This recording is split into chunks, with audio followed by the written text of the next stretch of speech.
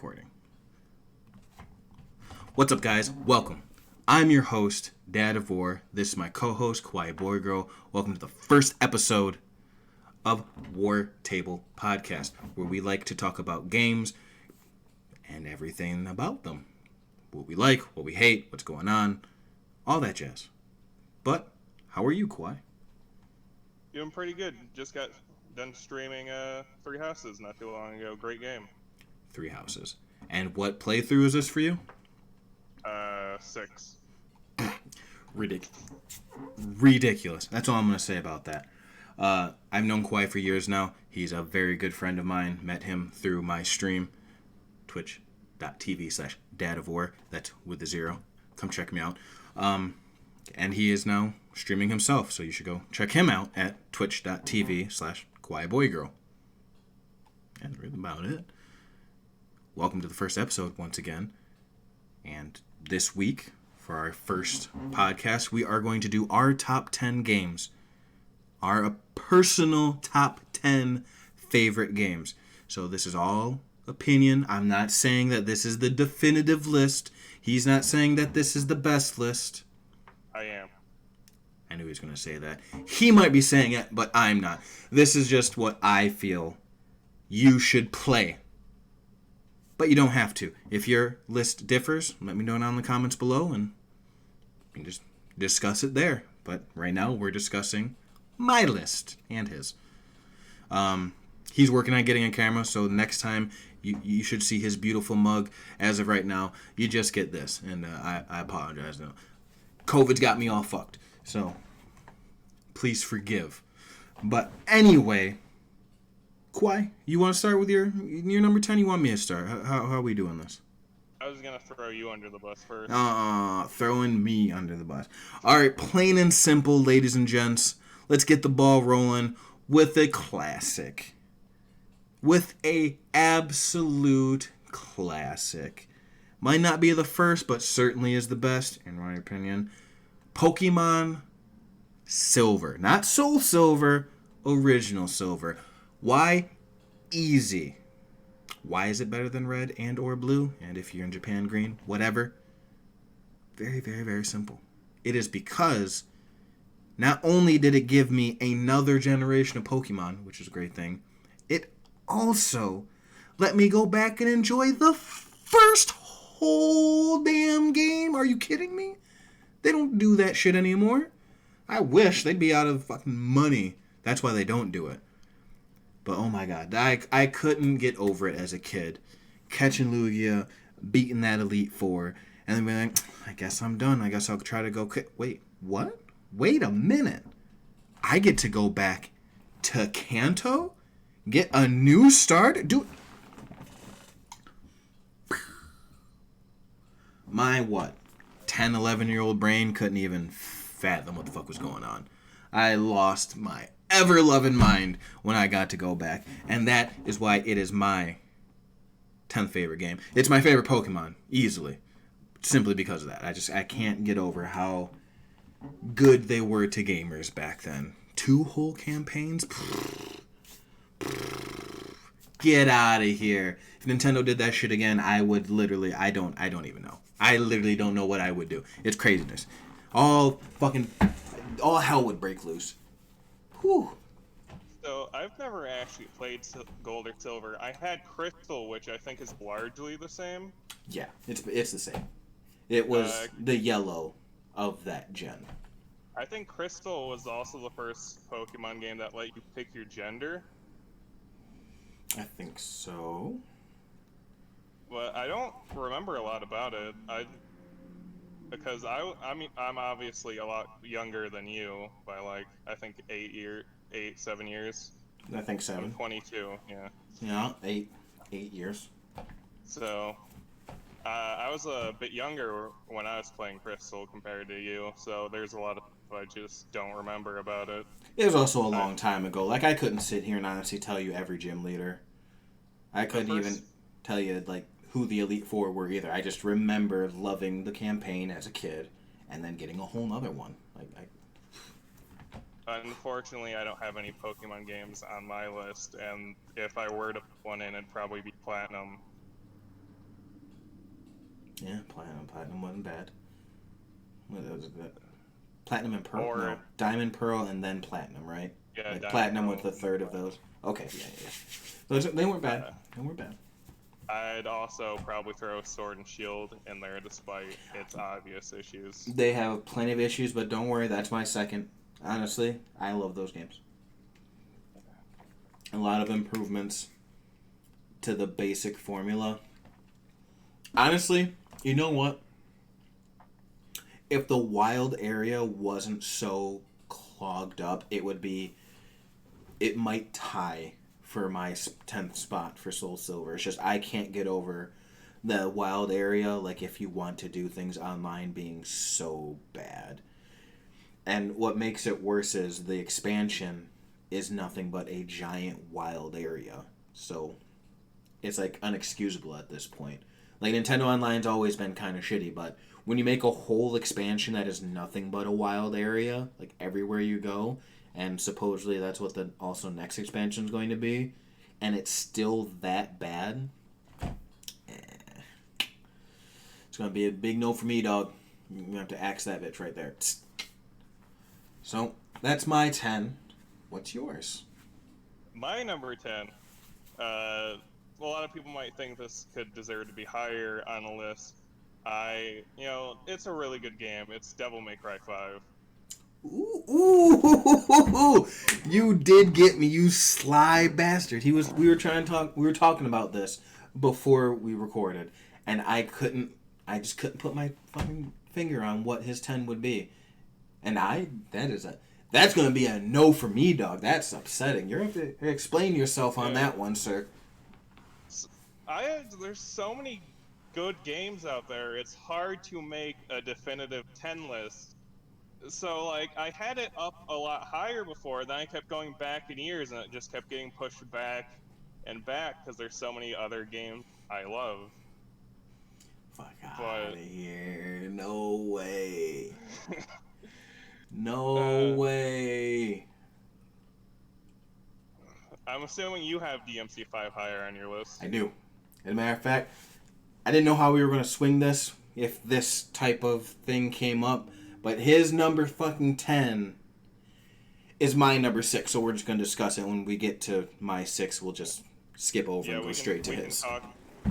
Let's get this out in the open. It is my number 6. I absolutely love this fucking game. Before it came out, Devil May Cry 3, specifically the special edition, just because it let me play as Virgil, was, for the longest time, straight up my favorite game of all time. And as of recent years, it got pushed back to about 4 or 5, and then eventually got pushed to 6, because my top 5 have been the same for quite a bit. But anyway, Devil May Cry 3 was easily the best Devil May Cry, best action, adventure, level-based game. Devil May Cry is probably the best hack and slash series of all time. Thank you, that's what I was trying to say, hack and slash series. Oh my god, I love those games, and I didn't think that they could do it. After 4, we don't talk about 2, okay? Okay? It's like the Aragon movie. It doesn't exist. It gets pushed in the corner, and it just stays there. But anyway, 3 was so fucking fantastic. I never thought they'd capture that magic again. 4 was alright. It was just okay. It wasn't a bad game. It was way better than the one we don't speak of. And it was better than 1, but that's the first one. But it didn't even come close to 3. And yes, I know, sacrilege. I enjoyed DMC. Was it better than 3? Fuck no. But it wasn't bad. Get out of here. Why, you crazy bastard. No, I don't agree with that. I'm just trying to... But it doesn't matter, because DMC5 came out and blew my fucking mind. God damn, that game was so good. Couldn't put it down. You weren't here on stream. Yeah. Oh my god. The combos, the graphics, the weapons were outrageous. When you get... Spoiler alert, by the way, for probably most of these games. They're old. You should have played them by now, but... I'll say spoilers. I'm about to throw it out there, but it's DMC. You really give a shit about the story, except for the fact it actually has a decent story. Which, besides 3, the rest of them don't care. Humor pretty well, which later games and series don't normally do as well. It has the humor. It feels like a Devil May Cry game. It felt like 3. When you get to the point, I will mention my favorite part of 5. My favorite part is the hat. When you get the hat and do the MJ dance, oh my god. I smiled from ear to ear. It was embarrassing, it was endearing, and it was fucking hilarious. I couldn't stop. I still can't. Every time I think about it, I just smile. It's so ridiculous. That game is so fucking fantastic. When Dante gets Devil Trigger and then he stabs himself and gets his true form and becomes like the super fucking Devil Trigger. Oh my god. Devil Trigger, the song, like the music in the game's fantastic. It feels fantastic. It's so fucking fluid. It's absolutely gorgeous. Like, that's a bop. A Silver Bullet is also a bop. Yes. I have those on my playlist. Through and through. Instantly. I didn't even beat as a matter of fact, the only thing when the game was coming out, I looked at it, I'm like, playing this V guy is going to be fucking boring as trash. Nero's going to be alright. I'm only going to really like Dante. I was so worried that they were going to drop the ball and only Dante would be cool. Now, granted, Dante still is the best. He's personally my favorite to play. It's fucking Dante. He has 8 billion weapons. So here's the thing. 10, it's actually on my 10. It would have been 11 if I didn't enjoy playing V so goddamn much. I've never had so much fun playing a character in a game. V was just so creative. He really was. It's so interesting. I loved it so much. That's what I was getting into. Who I didn't like playing was actually Nero out of the 3. I agree. Out of the 3, he seemed the most boring. Nero seemed kind of bland. Yeah. I mean, it was also my own fault. Like, I've watched gameplay, actually recently, of, like, a competent Nero, and it's pretty fucking dope. But it was also later in the game when he gets his own form with Devil Trigger and could do a few more cooler things. And I couldn't really wrap my head around using his rocket arm, or his arms in general, the best. Stupid. I didn't know how to use his arms. I kept detonating them. That was my thing. Like, I didn't wrap around it. I'd use just the regular one just fine, but when I went to use, like, its super form, some of them would do it, and other times it would just explode. I don't know. I fucked it all up. I couldn't get the rev system down. Like, he's too big brain for me. I can't say he's not fun. He's too big brain for me. I'll say it like that. But my whole thing is, they were still both really fun to play. When I say he's bland, we're also talking about a game where a guy pulls a motorcycle apart and uses them as saws. Like, spinny blade, chainsaw, motorcycle. That still combines back together, and the game's fucking madness. It is fantastic. It is my number 6. I absolutely love it. Easily the best DMC. If you like hack and slash at all, can easily recommend. Whereas in my 10, I can't really recommend. Like, if you're newer or something, like, if you're a younger gamer, you're not going to want to go back to silver. It's not pretty. That's the rose tinted glasses I'm wearing that make me love that game so much. Go buy Sword or Shield if you want a good Pokemon game. You're not going to play silver. DMC 5 though, I'm pretty sure it's on sale right now on PlayStation. Go buy it right now. Here's the thing. I only played through DMC5 once. I could play through it again. It could go up like 3 spaces. Like, that's the crazy part too. That's the crazy part too. Me too. There's still so much to do. Like, I've seen like someone who bought, they did all the Bloody Palace. They S-run everything. They platinumed the game and whatever the fuck it's called over on Xbox. 100% achievements. I digress. But I watched that high level gameplay. Dante is doing some shit. He's shooting rockets. He's Kamehamehing. He's making like a super tornado and drilling through people. What? I'm sitting here just popping that so I don't fucking die and slashing a few cool times and doing a shit ton of damage. This dude's doing a 300 hit combo and he's just holding X. Like, literally, it's like 6 wings like folded in front of him and he's just like shooting rockets. It was maddening. I was like, I don't know where the fuck you get that, but come through stream. Once I'm done playing Spider-Man, guess what's getting popped back in? This just spurred me to do it again. I am fucking excited. I need to play that shit again. And it's gonna happen. You want to move on to your number 9 now? We can, and this is the only one. Whole podcast talking about Devil May Cry 5. We could. That's how good that fucking game is, and it's only for him. It's only number 10. For me, it's only number 6. That's what. Oh, number 9. Sadly, my only fighter on the list. I'd like to consider myself a fighting game guy.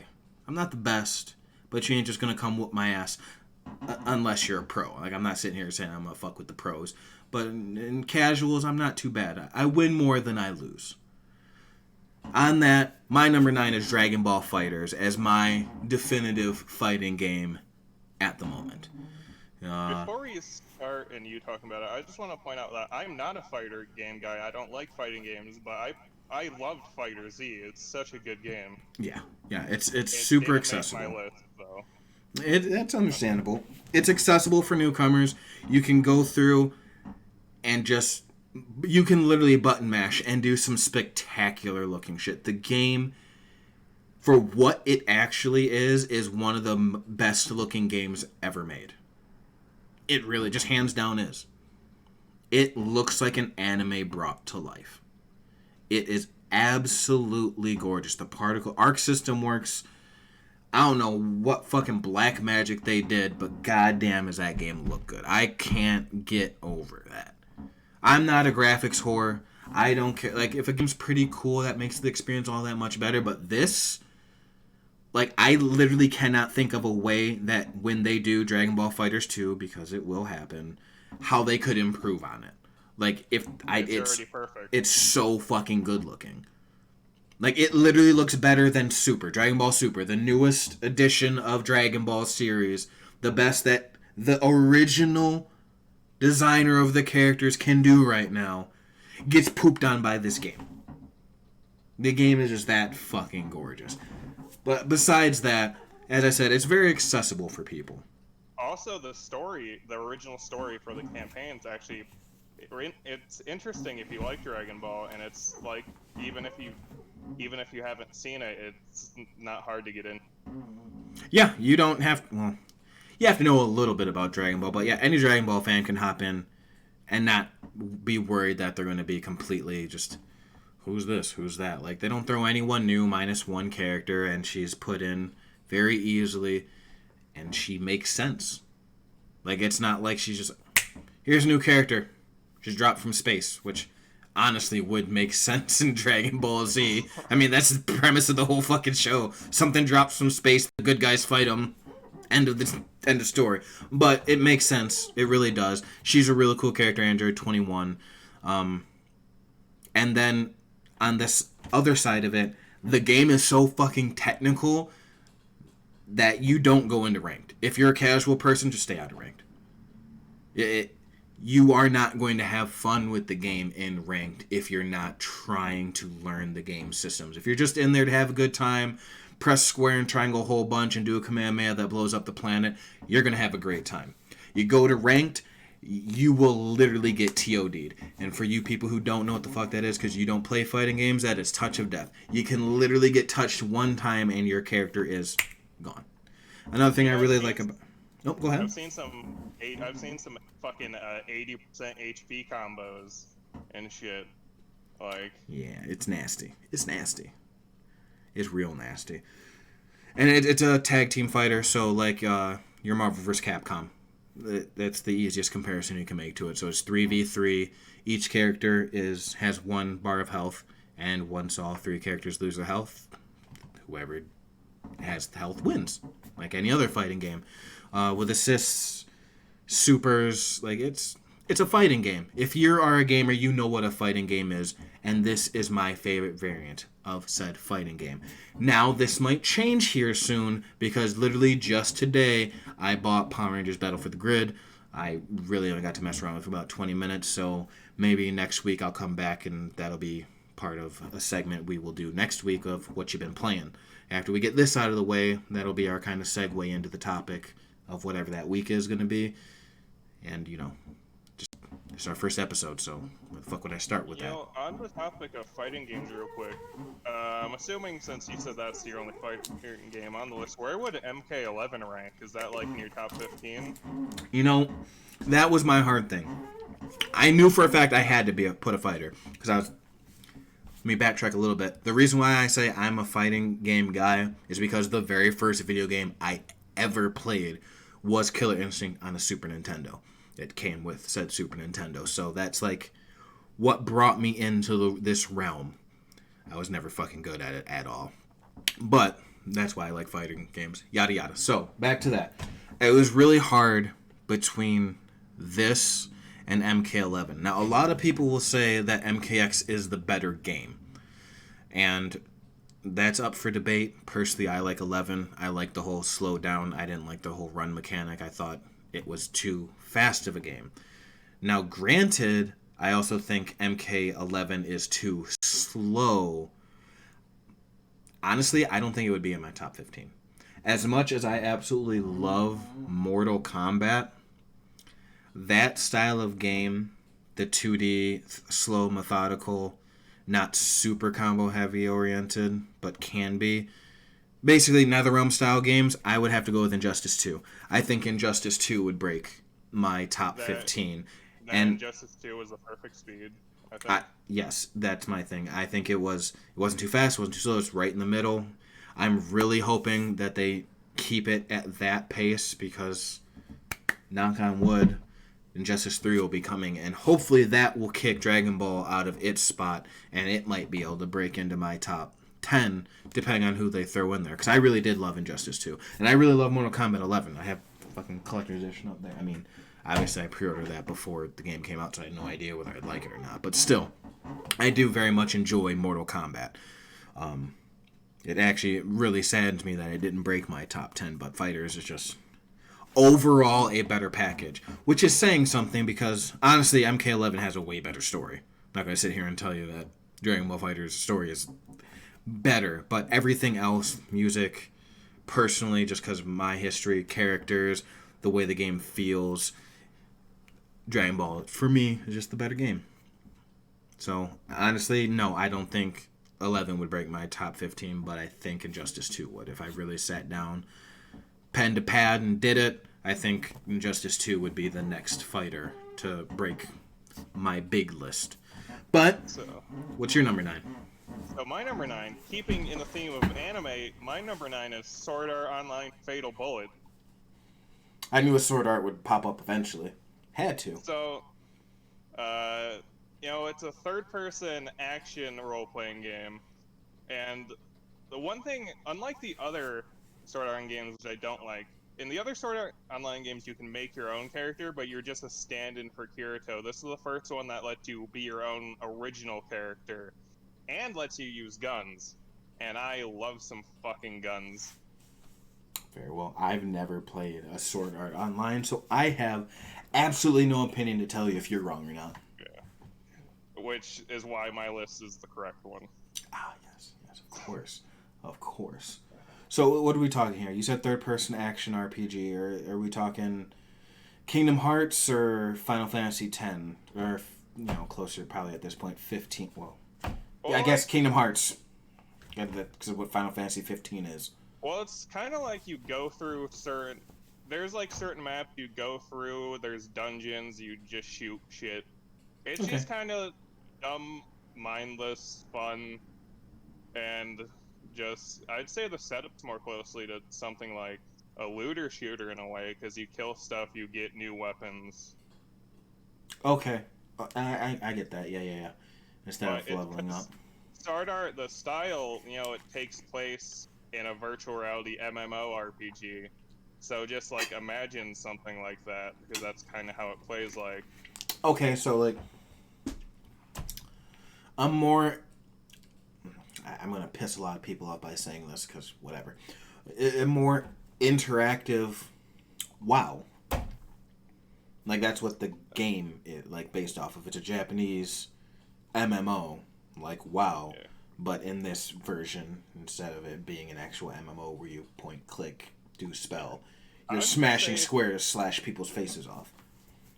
it's like imagine you're just you're a person basically playing like a VR version of the Division. If I had to compare it to something, Okay. like because in the Division you run through areas, shoot enemies, then you get like one big boss. Yeah. So kind of in more like that style than like World at War. Very well. But that's just the single player part. You know, you can level up, you know gain skills, you can There's dual wield guns and swords. multiplayer? It is multiplayer, but not like uh, in a way like there's 4v4 player versus player. There's death matches. There's Very well. four-man cooperative parties. Okay, that's what I was And expecting to hear, was the cooperative thing. The whole 4v4 is unexpected. And like all the other Sword Art games, you can engage in bed conversations with your favorite waifus and husbandos because it's not a Sword Art game about laying in bed with girls in their underwear that are of questionable age. Wouldn't I'm be not anime saying- otherwise, Yeah, would it? I really don't know what else to say about this game. There isn't a lot of depth. The original story is not that good, and that's a translation issue. Okay. I mean, I like it. The DLC, the first 3 DLCs are so small, it's fucking abysmal, and Oof. it wasn't exactly worth the money. The 4th DLC was really good. You are not because- selling me on this at all. I'm just being honest. I mean, I like that. That's fair. We never said these are the greatest games ever made. We just said we like them, so. I've sunk so much time into it, and I'm still playing it. Like, 300 hours in. Like, it's kept me going. It's kept me really into it. I still haven't ran out of shit to do. I still haven't hit the level cap. Can't complain then, can you? Shit. If you're still playing, because I remember you bought that, 2-3 months ago now? No, 2 years ago. 2 fucking years ago. Has it really been that long? Holy Yeah. shit. Very well. Well, yeah, definitely can't complain. I mean, for a standard $60 game, I can't think of a game that isn't made to last that long. Like, not a games as a service to, like, keep me interested that long. Yeah. Like, It released in the US in February 23, 2018. yeah, I'm, like, legitimately sitting here trying to think what game would bring me back that isn't a game as a service after 2 years, and I can't think of it.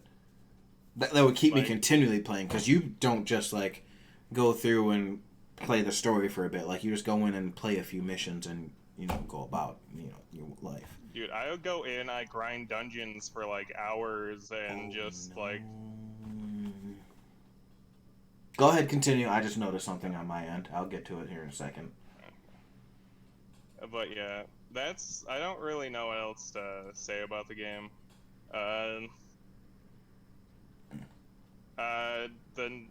They released another Sword Art game that doesn't follow the story. I hope someday they continue Fatal Bullet, but it's not looking very good. But if you need a game that's like just dumb, mindless fun, like in the way that like the Dynasty Warrior games are, just kind of like okay, yeah, I can see just that. go and shoot shit, or Oh, go and nice. like slash shit. It's really fun. Like it's not getting any 10 out of 10 awards. You're not gonna expect anything groundbreaking. Just like great, dumb, mindless fun, and that's how you can get me into stuff easily. Hey, as long as you enjoy it, you can't complain. You got your money's worth, right? Yeah. Then you can't complain. Now, an omission on my part that breaks my soul, because I'm sitting here looking at it, and it really doesn't break my top 10, and it's crushing me in the inside. You want to give it a honorable mention when we're done with our lists? Yep. Or do you want to give it one right now? I'm just going to do my honorable mention now, here, right before number 8. The Arkham series. My personal favorite is Knight, I know. Should be City, blah, blah, blah. But as a whole series, I absolutely love it. My favorite's Asylum. Asylum was really good. Mine actually goes Knight, Asylum, City. personally. I'd put But Asylum in my top 15. I would put Night in my top 15. It's actually my number 11. But it breaks my heart because it's not on my top. I have a fucking Batman tattoo. He takes up my entire left upper arm. And his only good fucking games aren't on my top 10 boggles my mind and saddens me, but that's my honorable mention. Since you threw out a quick honorable mention, I will too. My number 11 was Left 4 Dead 2. Ooh, that's a good one. That's a good one. It's just a really fun game, and I'm really looking for Back 4 Blood when that comes out eventually. Yeah, me too. All right, honorable mention out of the way. Time to go to my number 8. And I've been saying it for 2 goddamn years now. Release it, Nintendo, you selfish bastard. Oh, is it Nocturne? No. I'm playing that on PlayStation anyway. No, it's not Nocturne. No. It's Wind Waker, you son of a bitches. The best Zelda ever made. Legend of Zelda Wind Waker. On the GameCube, hands down, the best, in my opinion, Zelda. I absolutely love that game. The graphics, the combat, the sea, the goddamn make the wind blow. I absolutely love that game, and I've been waiting forever because I didn't get a Wii and I don't have a Wii U. I want it on my Switch. I want to play Wind Waker again. Nintendo, just give it to me. I can play almost any other fucking Zelda on the planet that I want except Wind Waker. Why? So, Give it to me. This is another one this is a game I don't know because my Zelda experience is limited. I'm still listening. Whispering? Yes, I'm whispering to the camera. My Zelda experience is limited because I played Majora's Mask and then the other one for Nintendo 64, and then I skipped all the way to the one on Switch, Breath of the Wild. Yeah, so you played Majora's Mask and Ocarina of Time. Yeah, Majora's Mask, if I had to pick, is probably my favorite. I didn't really fuck with Majora's Mask. Like, I liked it well enough, and Ocarina of Time is a classic. The idea, like the creativity and the whole 72 hours thing was it was nice. I like Breath of the Wild for like a reason. Just the fact that Link dresses up as a girl to get into the one part, and that's why it makes it, and that's why I liked it, and then I stopped playing it. Fair enough. I don't have I'm not a Zelda fan. I don't really have that much opinions to it. I like Hyrule Warriors for the same like dumb fun kind of thing. Yeah, I get that. No, I've been a Zelda fan for a very long time. I didn't. Not until I was a bit older did I ever play like the originals. I was too small and silly, too young when those were out. They actually preceded me by a few years, so it wasn't even a thought in my mind when I was younger. But when I got my hands on Ocarina of Time at a friend's, I had a blast with it. He let me play it. I'm not gonna sit here in front. I never beat it all the way through. By the time I got a 64. I literally only played Smash. Like, I got a 64 like a year or two before the GameCube came out, and I just never got around to it. I need to and plan to, but Ocarina of Time might actually be my first video game I've ever played. Really? If I remember correctly, yeah. That'd be a hell of a way to start with what's regarded as one of the, if not the best video game of all time. That's crazy. Yeah, and dumb kid brain like Majora's Mask better because those masks were cool. The masks were cool. But yeah, so that was those two, and that means you missed Wind Waker, which is what I'm talking about. I never had a GameCube. Twilight Princess, Skyward Sword. That's crazy to say. Between 3 generations, you only missed 3 Zeldas. I mean, that also says something to their quality, because Skyward Sword was... Which was the one where Link got turned into a wolf? That was Twilight Princess, which I also very much enjoyed. I've seen someone play that. I really like Twilight Princess, but Wind Waker is still my favorite. The cel shaded graphics, when I first seen them, I was not one of those haters. I was also still a young kid. I was like 13, 14. I think it came out in 04, so yeah, 14. When that game came out, so I wasn't a purist, and I didn't need it to be perfect looking. I didn't need it to look like every other game at the time, which was trying to go for realistic graphics. It's timeless. Those cel shaded graphics are timeless. You can literally go look at it right now. Pull it up on your YouTube. It doesn't look bad. I pulled up screenshots so I could see what it looks like, and Link just looks really angry. angry Toon Link. Toon Link, it's timeless. It looks clean. It's not too bright. It's not too dismal. It's not too overly cartoony. Like, as far as cartoony as it is, it could be a lot worse. Like, it's not as bad as the new Link's Awakening that just came out, where it, like, everything looks plushy. Like, that is also timeless in a sense, because nothing else looks like that. Excuse me. I have 5 kids and I heard a bump. I just wanted to make sure nothing crazy was happening. Or was I? Oh yeah, it's timeless. I think it looks fantastic. It'll never look bad. And that's a great thing to say about anything, let alone a video game. The combat was fun. What else can I say? It's a Legend of Zelda. It's not too hard. Do a backflip, slash at the right moment. The bosses were creative and fun. The dungeons were cool. The sea was vast, but not insurmountable. Like, you didn't open up the map and be like, fuck, how am I going to do this? It was, oh, I can't wait to see what's on that island and this island. It was Black Flag before Black Flag.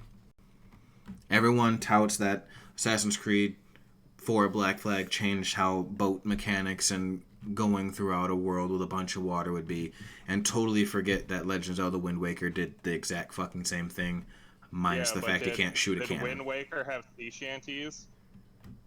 You could play sea shanties if you wanted. No, it didn't. You wanted to pirate. But still, I absolutely love that game. I think it's fantastic. Nintendo, please give it to me. I will pay full price for the game. Not gonna sit here and lie. I would, if they said $60, I'd be like, fuck you, take my money. Give me it. Give me.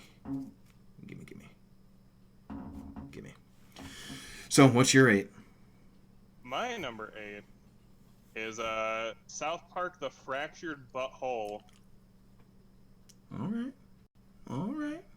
Which obviously it's based on South Park, and you have to be living under a rock to have at least not caught one episode of South Park at this point. Yeah. In your life. Yeah. But if you're over the age of 13 and don't know what South Park is, what are you doing? Yeah. Come on. Trey Parker and Matt Stone do a great job of making it feel like you're just playing a South Park like movie. It is so fun. It's so funny. The DLC, I can actually say, unlike Fatal Bullet, is actually worth the money. Fractured Butthole, that's the superhero one, right? That's the sequel. One. Okay. Yeah. I never got to play either of them. I hear so many good things about both. Stick of Truth was really good, and if Fractured Butthole, didn't come out, it would replace it. I kind of did a thing around this where I'm doing one game from a franchise, or else like I'd have like them both on this probably. My list would be pretty wonky. Yeah, fair enough. Because I don't want to be like South Park, or like I don't know. I get what you're saying. You don't want, like me, like I have Dragon Ball. I have DMC5. I could easily put DMC3 like right above it. Like DMC5 just barely beats out DMC3, so my number 7 could very easily be DMC3. Like, so 6 DMC5, 7 DMC3, but that's just axe it. Like, it's damn near the same game, just better. That's my whole point. DMC5 is the definitive Devil May Cry. It's the better 3, so it takes its spot entirely, which frees up another space. So I get what you're trying to say, because I'm on that same level. I don't want to have multiples. It just makes me feel bad. So the Fractured Butthole takes place one day after the events of Stick of Truth. Really? Like, I didn't know that. One day. It's... I'm kind of reading off the wiki right here so I can get like the words correctly. It's a 2.5D third-person game, kind of like the TV series. Okay. You know, Yeah. you're still playing as a new kid. You can explore South Park, interact with the characters, you know, do quests, explore the areas. Which, you know, but South Park the games do better than any other TV game series to bringing their town alive. Yeah. It literally feels like they're there. Like, you know, another game that did it kind of good. You had Simpsons Hit and Run, Yeah, that was which a is good a really one. good game from like years ago. But Yes, it is. that'd probably make it on a top 25 list if I ever had to do one. I think I'm right there with you. It's my favorite GTA clone. Second favorite GTA clone. But yeah, Yeah. you can choose from up to 10 superhero archetypes, so it gives you a lot of choice. Wow, I didn't know there was that many. And the DLC adds even more. Oh shit, I might have to pick this up. It's so good. There's so much to do, and it's always on sale now. Like, Yeah. Fractured Butthole is on sale a lot, and it's on sale for cheap. Yeah, I just then I have to go back and play Stick of Truth, which I hear it's a good game anyway, but You don't have to, because just do a it's a synopsis. day after Stick of Truth, but you don't have to play it to just understand what's going on, because it's like set in South Park. It's kind of like how, you know, those kind of shows, like, stuff happens and then it's just reset the next day. Yeah, it's like literal hell broke loose and everyone died, and then next day it's just small little town in the mountains, everyone doing stuff, yada yada. Very well. I think I might. Yeah, the game script is like 360 pages long, which is the equivalent to apparently like 5 films. Like, that's a it's lot. just yeah, there's so much going on. See, I'm excited to play it. Like, I want to, and then you said there's so much going on. And I go. Like, the combat is just so much better too than the first game. In the first game, the combat was just like, okay, so how's the combat work? Are we turn based or is it action? Like, I haven't ever paid attention. The closest I could describe it is it's like turn based with like movement, so like turn led tactical combat. Okay, so like those Mega Man like network games. Yeah, sort of like that. Okay. And yeah, kind of like it's kind of like that, unlike the first game, which was just you stand still and just attack, and then they attack. It's a lot better. Okay, so they gave you. There's a lot more strategy. I'm thinking now. I think I've seen gameplay, so it's like grids, like squares, and then squares, and then like this person will attack, and it'll hit like these squares, so you have to move down, like out of the way, like actively try to dodge their attacks, while also picking yours. Another thing they did in the game, they prioritized comedy and comedic timing over gameplay. The gameplay is still good, but you'll definitely notice how well written and how funny it really is. I mean, I think that's the better call to make for a property like South Park. Like, yeah, you come into a game hoping that the game play will be nice, but you're really coming in to play a South Park episode. So if it's not South Park funny, then another thing they do in this game, which I really love, they separated your statistics from your clothing choices, so you can just wear whatever you want, and it doesn't affect your stats. You don't have to look dumb to be powerful. You can look however you want and still be powerful. That's cool. And another option that they give in the game is you can... In the first game, they didn't let you play as a girl. You're just a new kid. You're just assumed to be a guy. In this game, they chose to include it because Stone, like Matt Stone said, he always plays as a girl when the option exists. And then when you choose that new kid's a girl, everyone acts so surprised, and they mention that, oh, we just thought you were a boy the entire time. Very well. That's a very South Park way of getting around the first game in general. That's cute. I like that. I like that a lot, actually. It's a really, like I said, it's not breaking any 10 out of 10s, but it's really funny. It's really fun. The art style is, I don't know what to say, like, graphic-wise, it looks like South Park. There you go. It looks like polished South Park. Can't complain. You know what you're getting. It's the same concept as Dragon Ball Z. It's not literally the best looking game ever made, but it looks exactly like the anime. A little bit better. So, if you like the way South Park looks, then you're going to like how this game looks. Yeah, it's a great game. That's about all I would say for it, though. Now I want to play it. This was a terrible idea for a first thing. I just told people to come on through after another Spider-Man. We'll be playing that. Not if I could fucking... And then I remember that I just bought Power Rangers. Now I have to go and see if South Park's on sale. What? How am I going to do this? Where's the time going to come?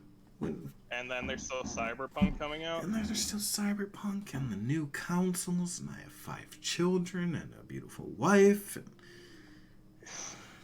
And a house that needs to be cleaned. Like, there's not enough. There's not enough time in the day. First world problems, am I right? You know what there is enough time for? Your number 7. My number 7. What a fucking segue. You gotta love it. For the most metal game of all time. Maybe not. I think not heavy metal. What was that Jack Black one? Brutal Legend. Brutal Legend. I think that might be literally the most metal game of all time. But for a second place / very close contender, my number 7 is Doom 2016. I wanted to say Eternal. I really did. On my list over there, I have a question mark. It says Doom 2016 because I don't know if it was going to be Eternal. The polish of Eternal on top of 2016 was great.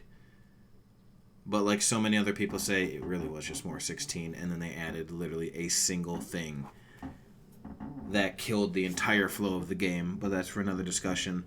My number 7 is Doom 2016. There hasn't been a shooter like that in a decade. At least a decade before Doom. I did play some of Doom 2016. I am not a big fan of shooters. I used to love them as a kid. Mm-hmm. You know, getting older, I'm not as big of a fan because, you know, they're all the same.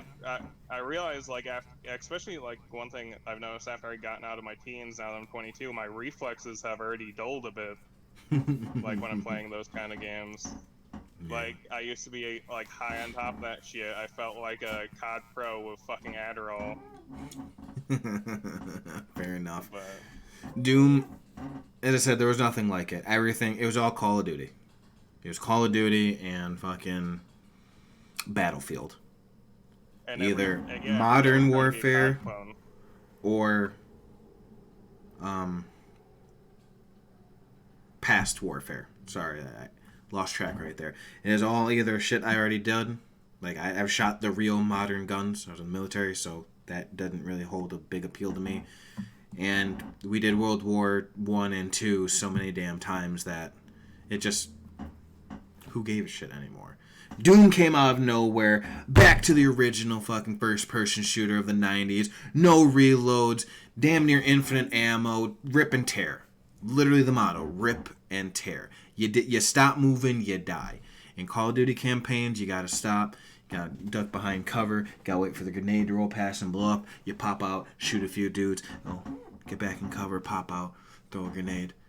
Oh god, I got shot. I need to stop and heal. Not in fucking Doom. You're running, you're jumping over that way, you're literally knifing a demon in the face, shooting a grenade over there, fucking pull out another rocket launcher, shoot it that way, super shotgun your way through that dude, fucking rockets that way, machine gun this dude down, pull out a giant plasma cannon and just shoot through 4 of them and everyone explodes and everyone's dying. You chainsaw another one for ammo and just While you're really going on this, I shall be right back real quick. My cat needs my attention. Very well. Keep picking up Doom since I don't know a lot about it. Fair enough. You do what you need to. Back to the rant. The game is absolutely pure fun. It really, really is. You just run and you rip and you tear. You stop moving, you die. Plain and simple. The collectibles are fun to find. They're cute. There's not too many of them. The trophy list wasn't like absurdly hard, except for one, which was the whole point. It's just fun. It's pure 90s FPS modernized. A little bit of action platforming. Gotta jump here, try not to get burned. It's just a big maze of rooms. You go through a tunnel, you go through a corridor, get to a big old room, kill 50 demons, pick up what ammo and armor and health that you can, go through the next hallway, up an elevator, and do it all over again. And you rinse and repeat. It wasn't too long, and it wasn't short by any means. It was the perfect length of just running and killing in the glorious best way possible. It was, for the time, it was absolutely gorgeous. Obviously, the newer one looks better, but that's what time does. It's just, it was fun. It was just pure fun. You can just pop it in, run through a level, literally just murder every fucking thing you see. And just stop. You don't even have to play anymore. Just, if you're having a bad, I promise you, if you're having a bad day, pick up Doom. Play a level, just murder the fuck out of a few things. Put it down. I bet you smile and walk away a little bit happier. I really think you do. I am back, and I do have to mention, because I don't know if you have or now, the multiplayer in Doom 2016 dropped the ball. Yes, indeed. I did not mention it.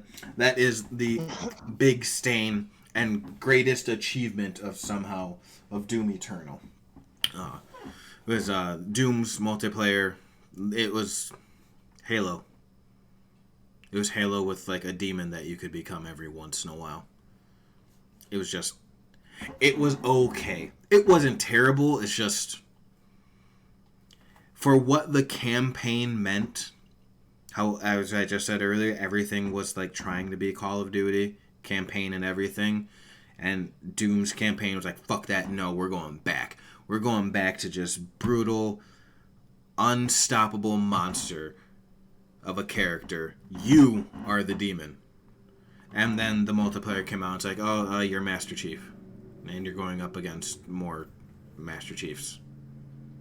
You just look a bit different. You have the Halos. I'm sorry. You have the Doom guy cosplay on right now. It was terrible. Doom Eternal's multiplayer was so much better. Way better. But that is my number 7. I don't know how long in the Doom... Like, I played Doom 2016 because I think on the Game Pass for a bit. I got around the point where I think you get a chainsaw in the main game. That's about as far as I got. Oh, wow. That's like level 3 or 4. Like, yeah. That's still real early. I didn't play that much of it. I've told this opinion before. My favorite Doom is Doom 3, but not the Doom 3 that came out later. The original Doom 3, where you had to choose between having a gun or a flashlight out. The actual survival horror Doom. Yeah. Okay, fair enough. I know it's my favorite. I'm not going to say it's the best Doom, because I know it's not the best Doom. You're pointing the wrong way. No. Oh, yeah, you're... Oh, yeah, am I on your left? Because yeah. I'm on your right. Yeah, so I'm probably here. Yeah. Okay. On your screen, I'm over there, so yes, you're over that way from me.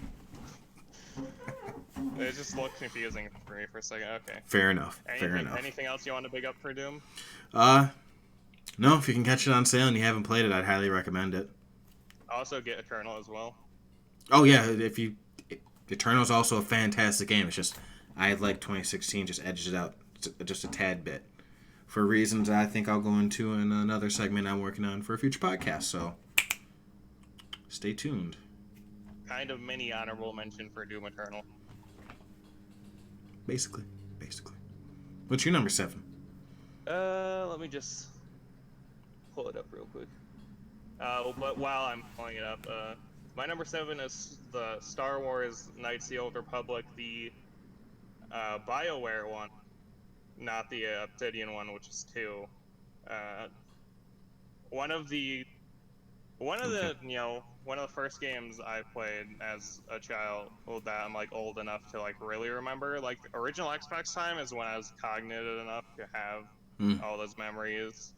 yeah. That was around the time where where all of my development was, so a lot of original Xbox games holds a nice place in my heart. Very well. And this is back when BioWare was actually good and LucasArts was in charge of Star Wars instead of Disney, so it was actually quality back then. Fair enough. Like, even if you like the new movies or not, the games under Disney have been awful.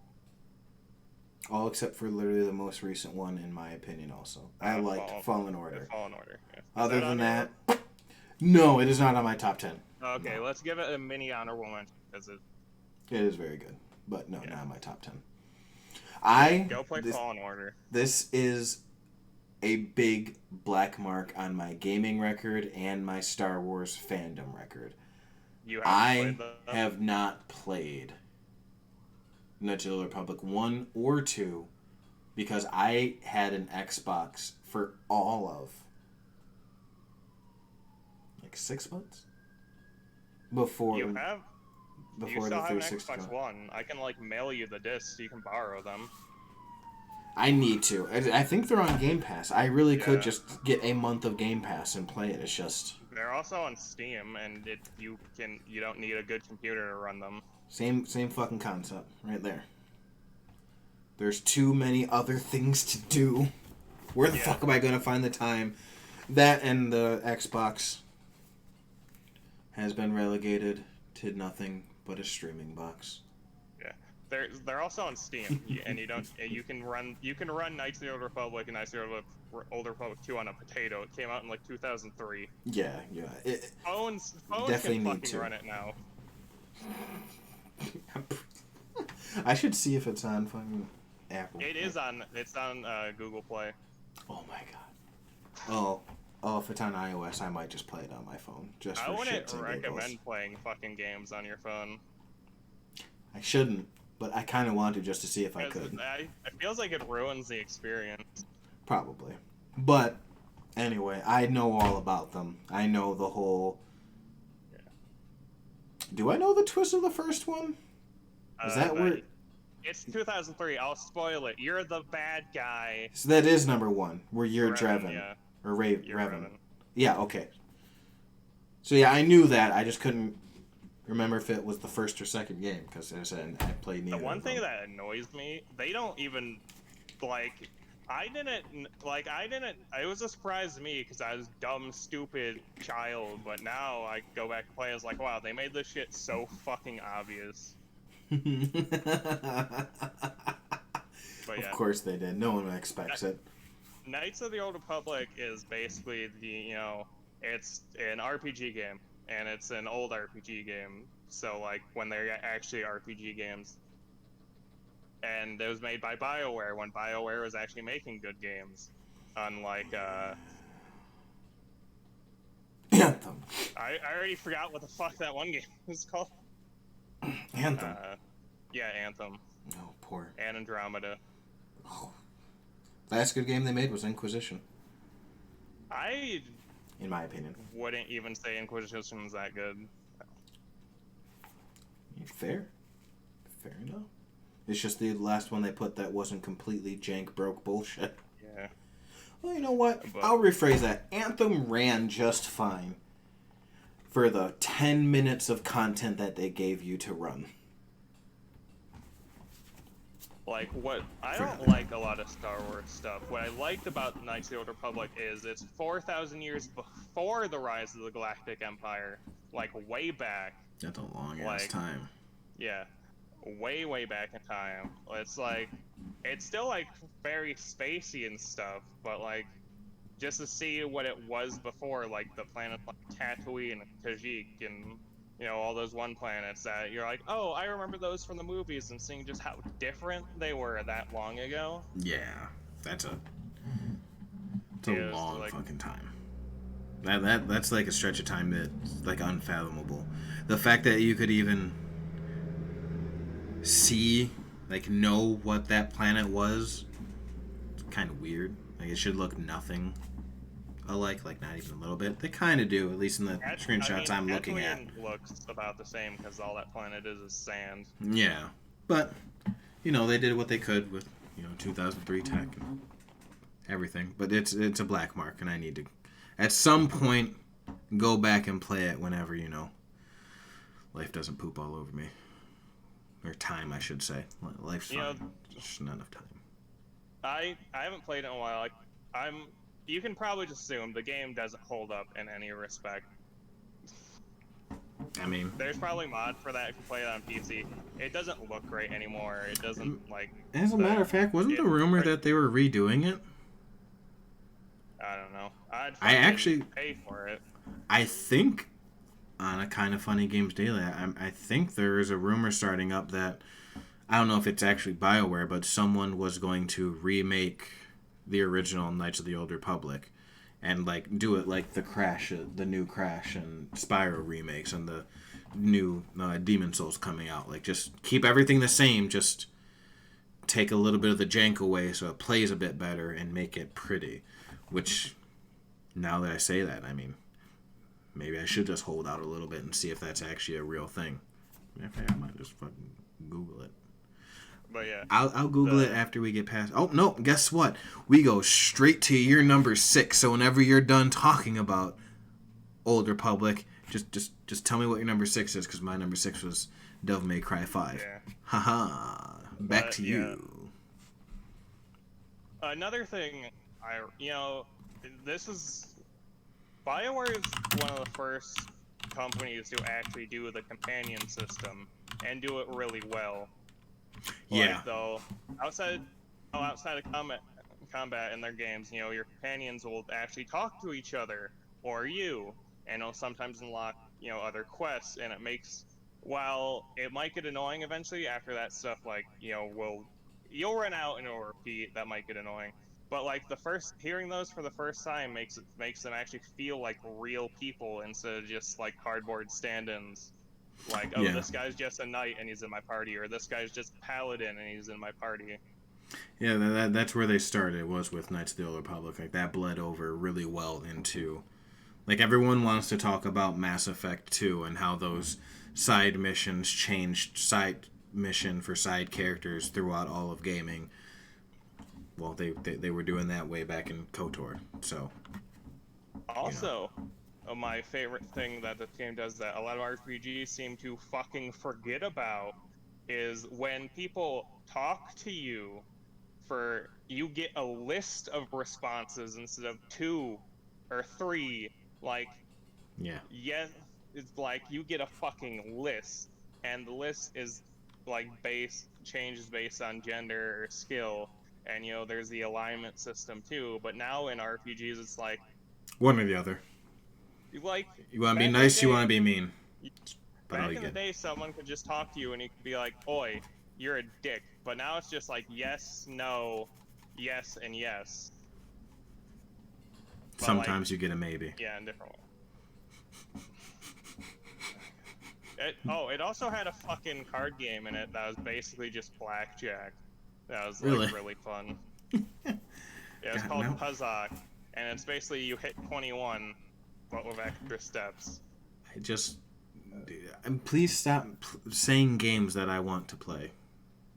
Like, stop selling me on shit, man. Now I have to find a way to play goddamn KOTOR. And I did just Google, and I'm not finding nothing. I can't. I'm not seeing anything about. It's still just rumors. There are rumors that it's coming, but there's also rumors that it's just going to be Knights of the Old Republic 3. And EA might not be part of it, and all rumors. I said, there's a bunch of the locations are familiar and different enough, like Tatooine, Dantooine, Kashyyyk, Korriban, Manaan, Terrath, whatever the fuck the last area was. I don't remember. It's been so long. But yeah, they're familiar, like name-wise, but different enough where you're like, this is a new or original experience. And your companions, I want to talk to them a bit. The assassin droid HK-47 calling everyone a meatbag, or there's a Grey Jedi companion Jolie, who's more neutral, like fucking the good guys are stupid, the bad guys are stupid, and that's so refreshing to see from a fucking Jedi. Yeah. Yeah, everyone's either good or bad in Star Wars universe 9 times out of 10. And you can be like a great Jedi in the game. You can just, you're most of the time.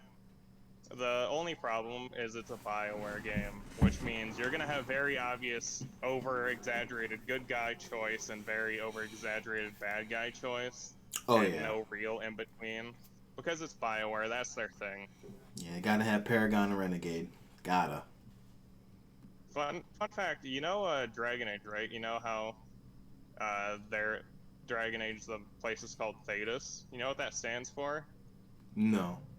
The Dragon Age setting, Thetis. Oh. Okay, stop. BioWare creativity. Sorry. Oh. Very So, well. Since we're skipping your number 6 since we already talked about it. Yep. It was Devil May Cry 5. I think Since the we whole got that first out of the way. 15 minutes basically of this podcast was just Devil May Cry 5. Oh, there's a lot to say about it. It was and is a fantastic game. My number 6 is Stalker Shadow of Chernobyl. Very well. Especially, I really put this on, especially because the new Stalker game that's going to be coming out too. I wanted to get one of these games on, and Shadow of Chernobyl is my favorite. It's a first-person survival horror shooter, which is something I like. Except, unlike Doom 3, it's open world. Okay. You know, it's set in an alternate reality where a second nuclear disaster occurred at Chernobyl, and it caused, you know, the world to change around it, based on the very great book, Roadside Picnic by Arkady Strugatsky and Boris Strugatsky, which I love, and Darth probably knows by now I really love that book. Yes. Some very Russian-ass names.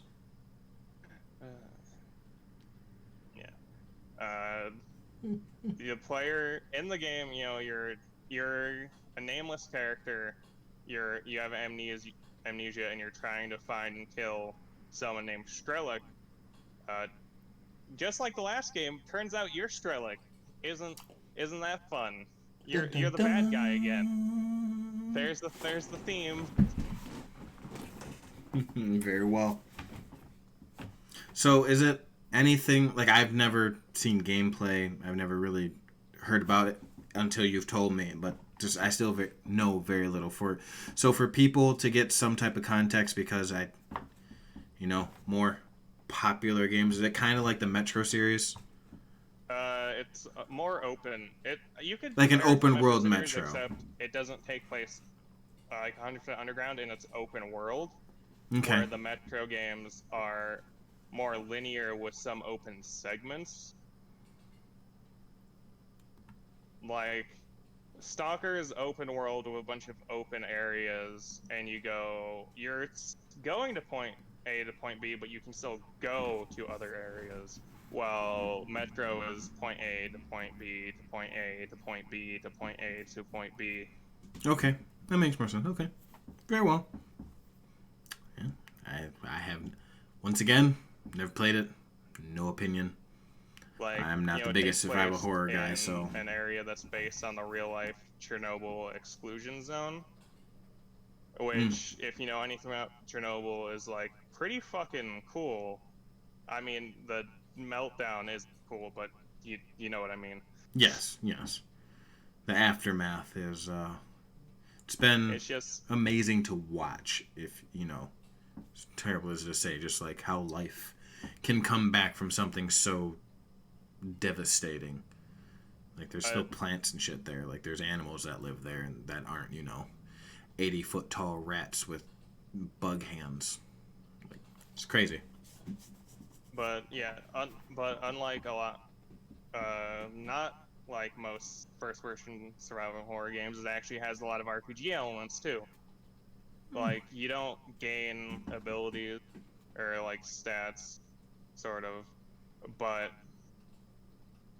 you like level up from like uh novice to expert, which will give you the ability aim better, and Okay. you're allowed to attach artifacts that can increase or decrease your attributes. Because everything's radioactive and spooky, your artifacts have both negative and positive effects. And there's some really rare ones with only positive ones. Those There's gotta be also super rare. there's also a large amount of items in the game. So there's a shit ton of customization stuff. There's guns, customized guns. Uh,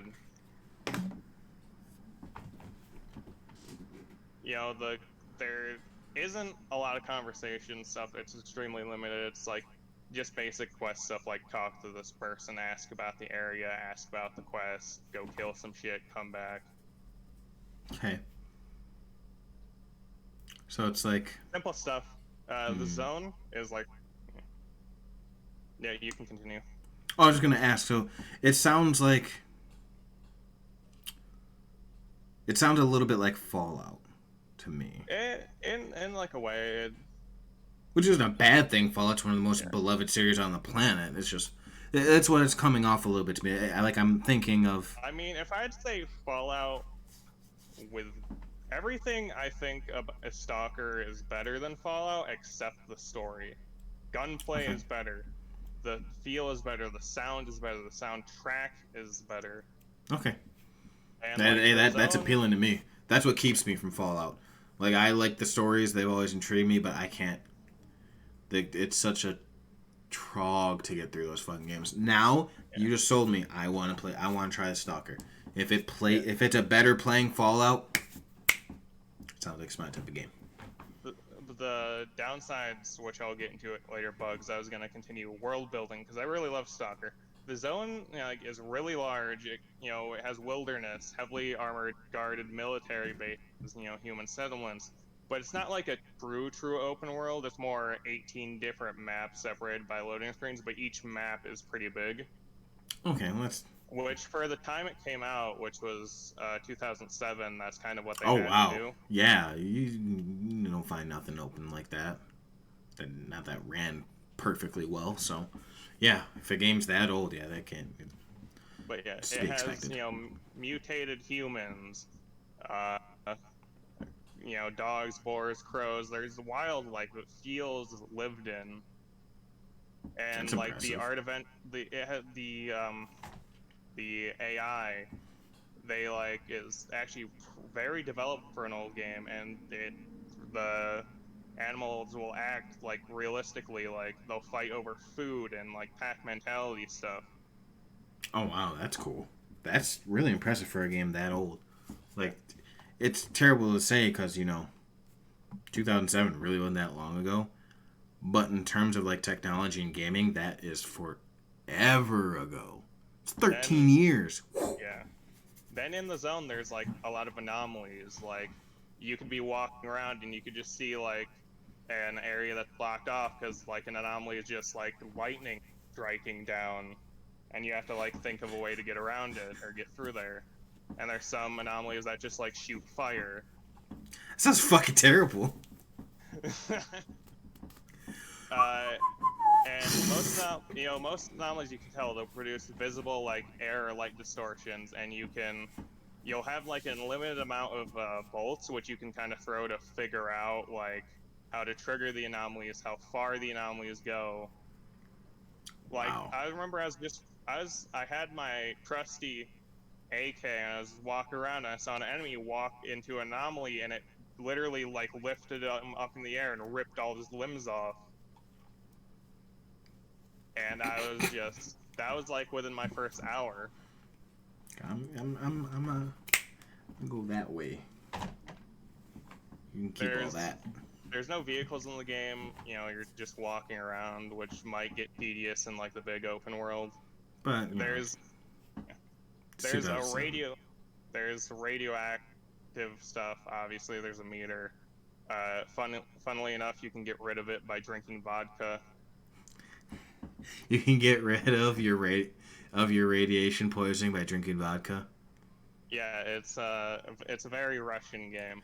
This is the best Russian game ever made. It has a lot of bugs. It's 2007. They worked Okay. really hard to do so much with the game and so much other stuff. There's a lot of bugs. I'm not Don't gonna lie. don't even care. You can drink vodka to get rid of radiation poisoning. Like 10 out of I 10. think I've mentioned this before. Um, if you eat sausage off of a dead body, your game will crash. That is my favorite bug. If you put it into your own inventory and eat it, it's fine. It's like when it's right off a dead body. You can't eat dead sausage. And it also, it's like the difficulty setting. The higher the difficulty, the easier and harder the game gets, because enemies will go down easier on the harder difficulties, but so will you.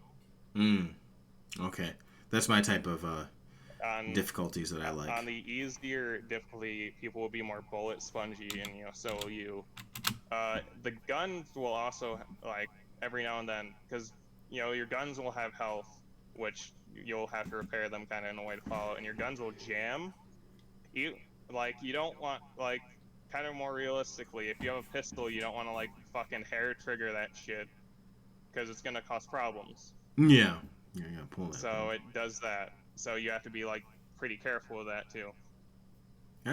This is an impressive sounding game. If it didn't have bugs, Yeah. I'd be worried of how this is on like everyone's top 10. In another state, if you get shot enough and you don't have enough armor, you will be bleeding. There will be like bleeding stuff, so you'll have to like bandage up Okay. to like stop bleeding. There's a lot. That is Like a lot. I said, it's very gameplay wise. Heavy on the gameplay, like I light on said, the story. Heavy on the gameplay, not a lot of story. There not a lot of good story. There is very made for just gameplay, and it's very for its time. It's one of the most underrated games of all time, Very well. and because it does so much. Well, you sold me. I will play whatever the next Stalker that comes out. I might not go back to this one, but you've sold me enough on wanting to go back, but knowing that it's too old and too janky for me. I'll just say it. I mean, if you ever want to play it, I have it on Steam. If I ever come down there on vacation, I can bring my laptop and you can try it out. Very well. But you definitely sold me on this. You definitely sold me it on as a series. So if another one does come out, I definitely would try it out for sure. It sounds interesting as shit. As I said, it sounds like you told me it's a better playing Fallout. I'm all down. I'm all in. That's all you gotta say. I don't give a fuck if the story's terrible. People might not like to hear it, but I don't care. Go play your new Vegas then. Yeah, I don't care. I'll call it as I see it. Fantastic story. World building is great. Too bad your games play on the same engine for like the past 80 years. But we hit the halfway point. It's time for your number 5. Halfway point. And for a game I honestly thought would be a bit higher because I spent more money on this game than any other thing, period. Damn near, besides a house and car. Don't tell my wife. Smite.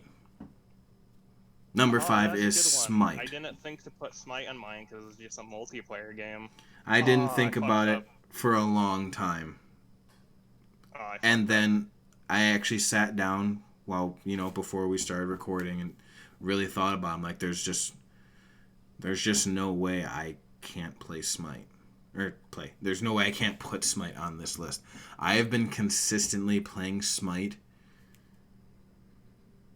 for 5 years. It's 2000.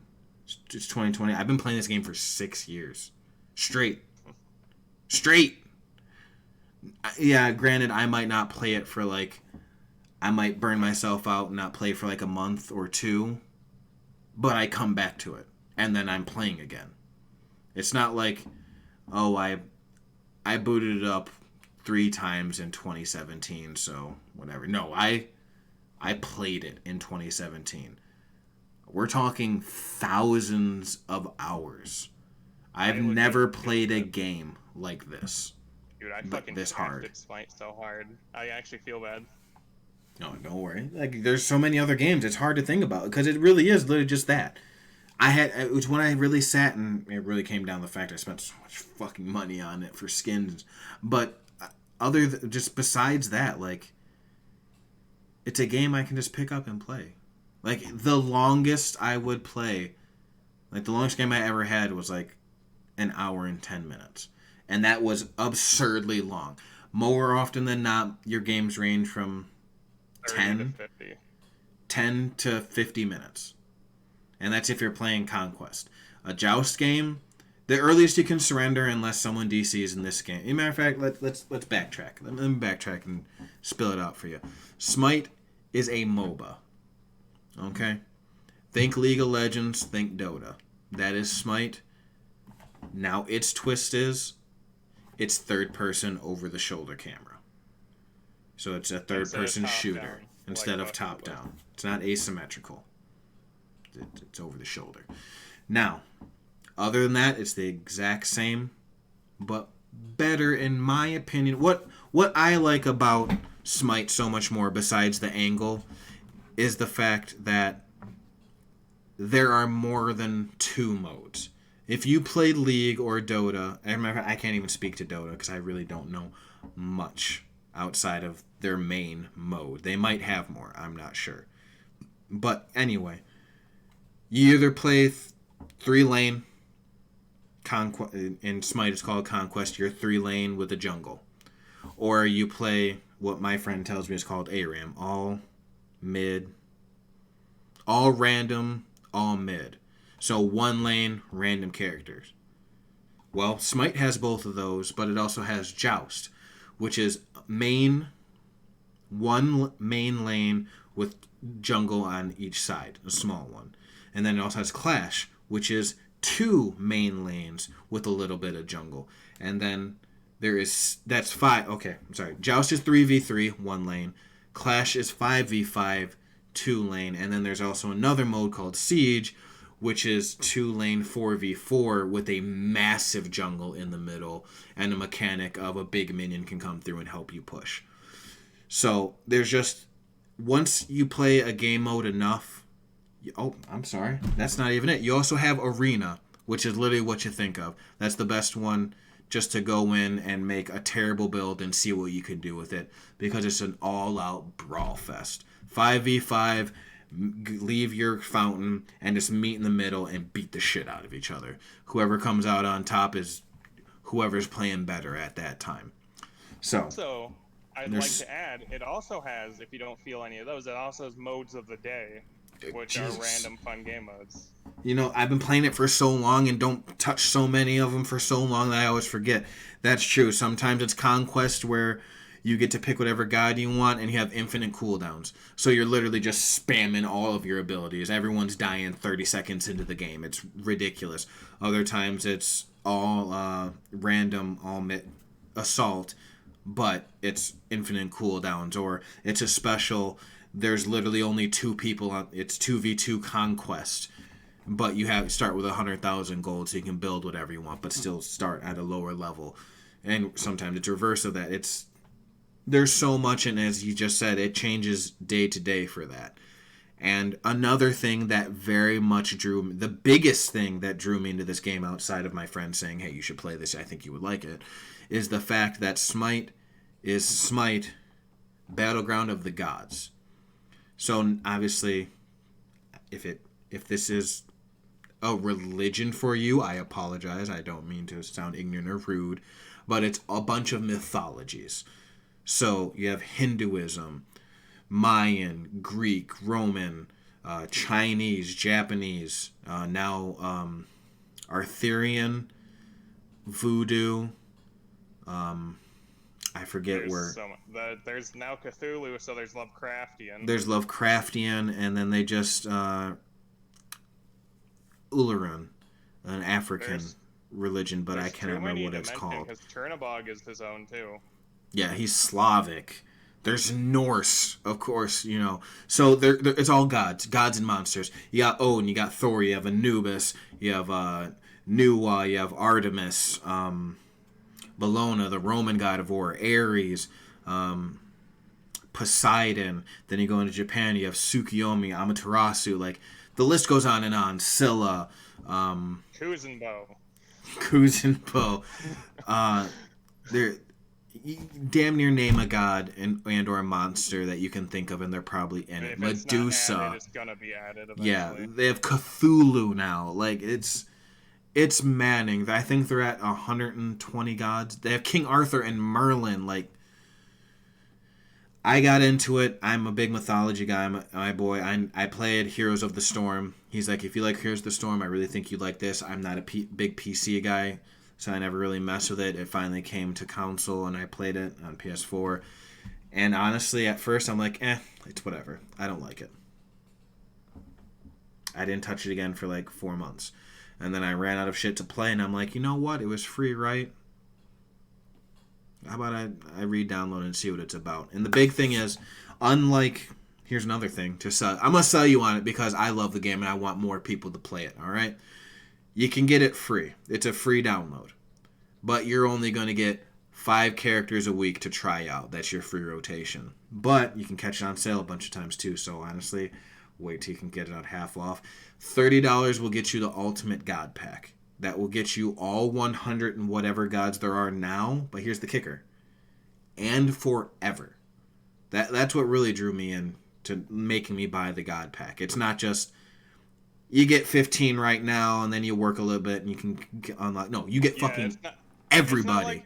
It's not like Rainbow Six Siege where you get like some people in a season, then you have to pay for more in the next season. Yeah, they did this before all that. Like, I'd hate to say it, but if the game came out now, it would be, hey, this year you're going to pay $15 and you'll get these 10 characters. But you know what? I can't say that because they've stuck to it. They haven't taken it away. Like, I know that was a thing League did. When League first came out, I know there was a plan to, if you bought it, then you'd get everybody and everybody they ever did. I know for a while now they've taken that away. Smite still hasn't done that yet. So if you're interested of what I've just said, go download it. And if you have the extra 30 and or if you want to wait and catch it on 15, get it before they inevitably take it away. But you never know. As I said, it's been 7 years. If they haven't taken it away yet, I don't think they will. But it's the whole thing. You get 100 and some odd gods and every single one that they ever drop until they stop making them. Okay? It's an amazing deal. As I said, it's kept me playing for years. Even when I'm in a lull and I'm so tired of playing, by the time I get to that point, the new season drop, all the items change, draws me right back in. Or a new god drops. Like, I was pretty bummed out for these last few months playing Smite because it's been the same shit. Cthulhu dropped and he was fun or whatever, but he wasn't, like, made for me, so I kind of dropped off. They literally just dropped a new assassin, Tsukuyomi. I've been having a blast. I'm in love with the game all over again. It's been 6 years and I'm still playing. Let me also speak to the power of Smite a bit.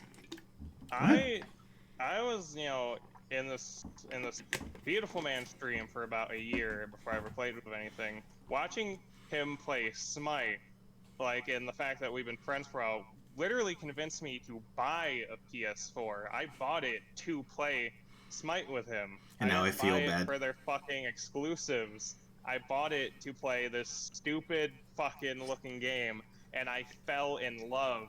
Where like, hey, every time he's like, hey, you want to play Smite? I'm like always down to play Smite.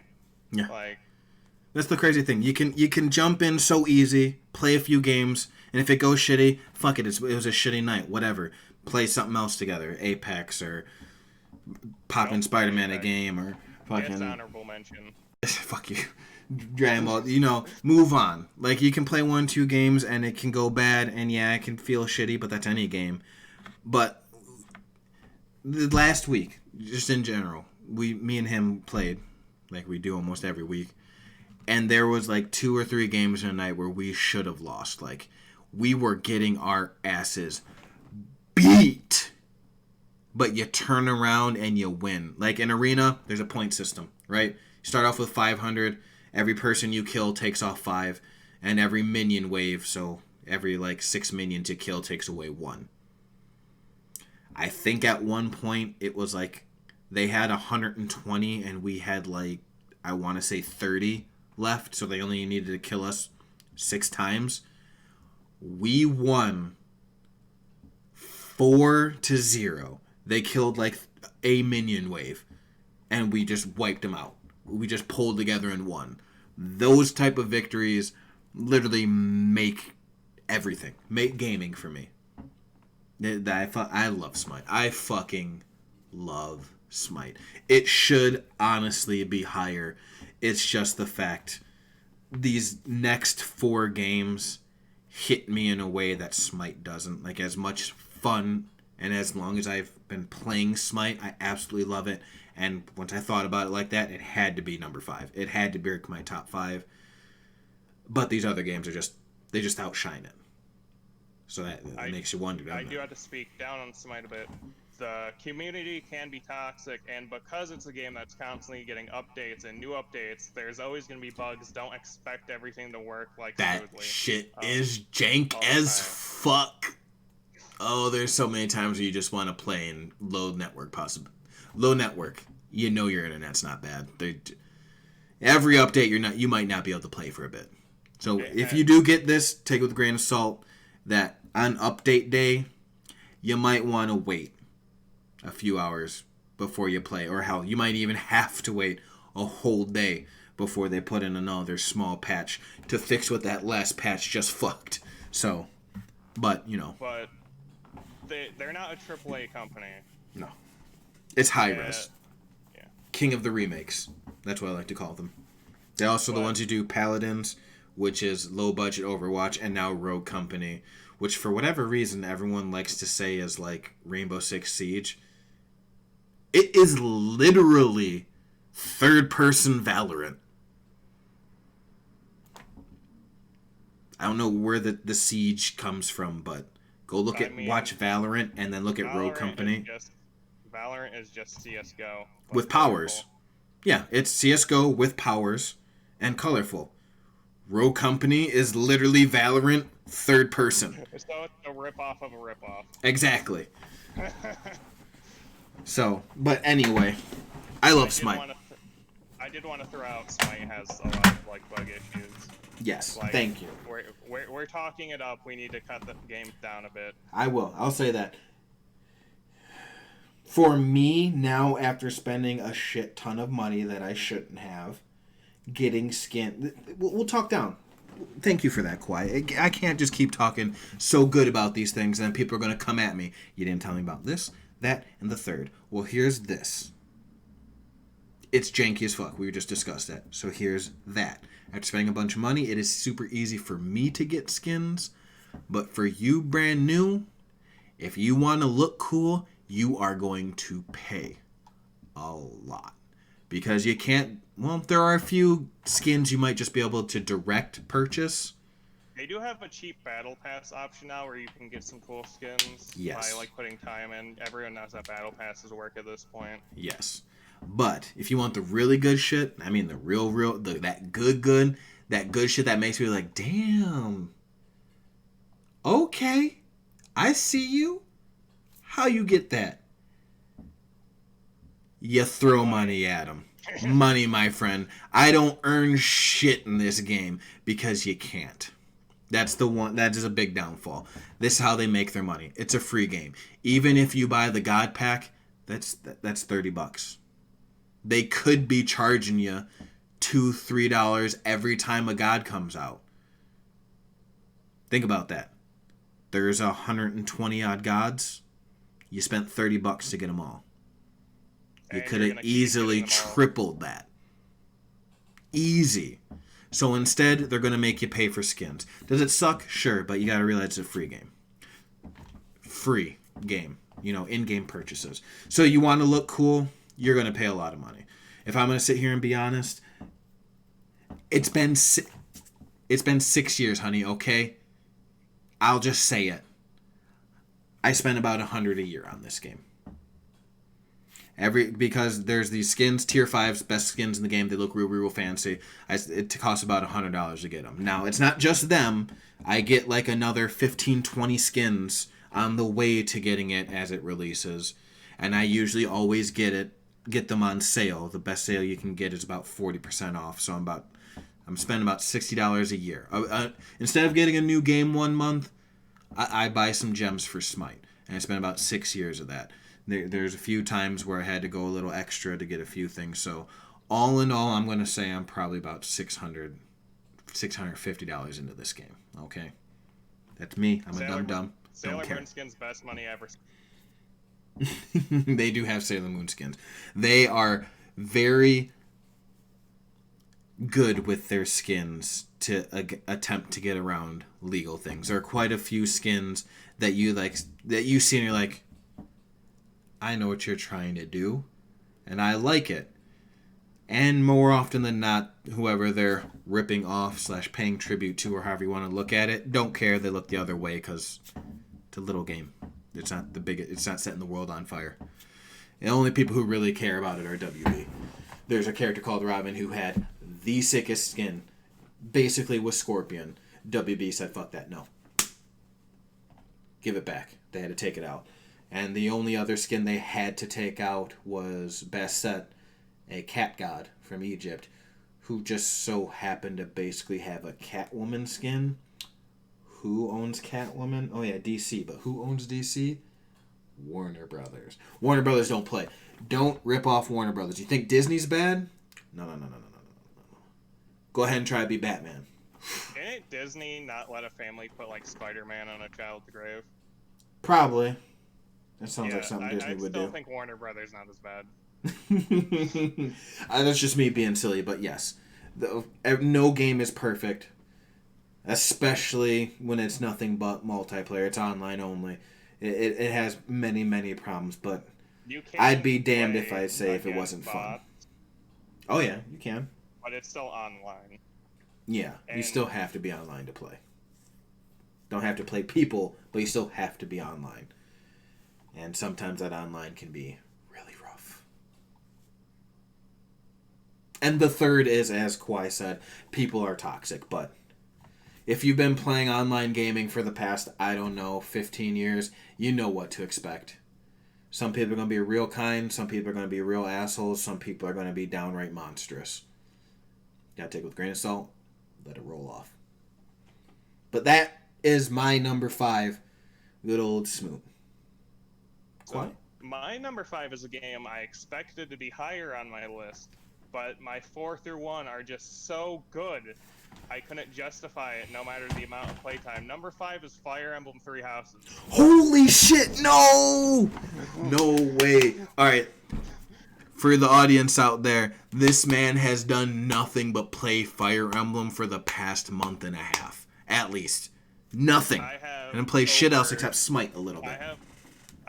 In the past 2-3 months, I've played over 200 hours of Fire Emblem.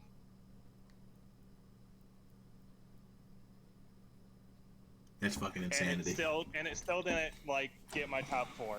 That's craziness. That's crazy. Well, I can't really say that I put thousands of hours of Smite, didn't break my top 4, but still, he's been talking it up so much, and the crazy part is I love the game too. It doesn't break my top 10, doesn't even come close, but still, I really did enjoy my time with the game. I did one playthrough and got rid of it to get something else. I'm guessing you're expecting this to be my number 3. I really was. You know what?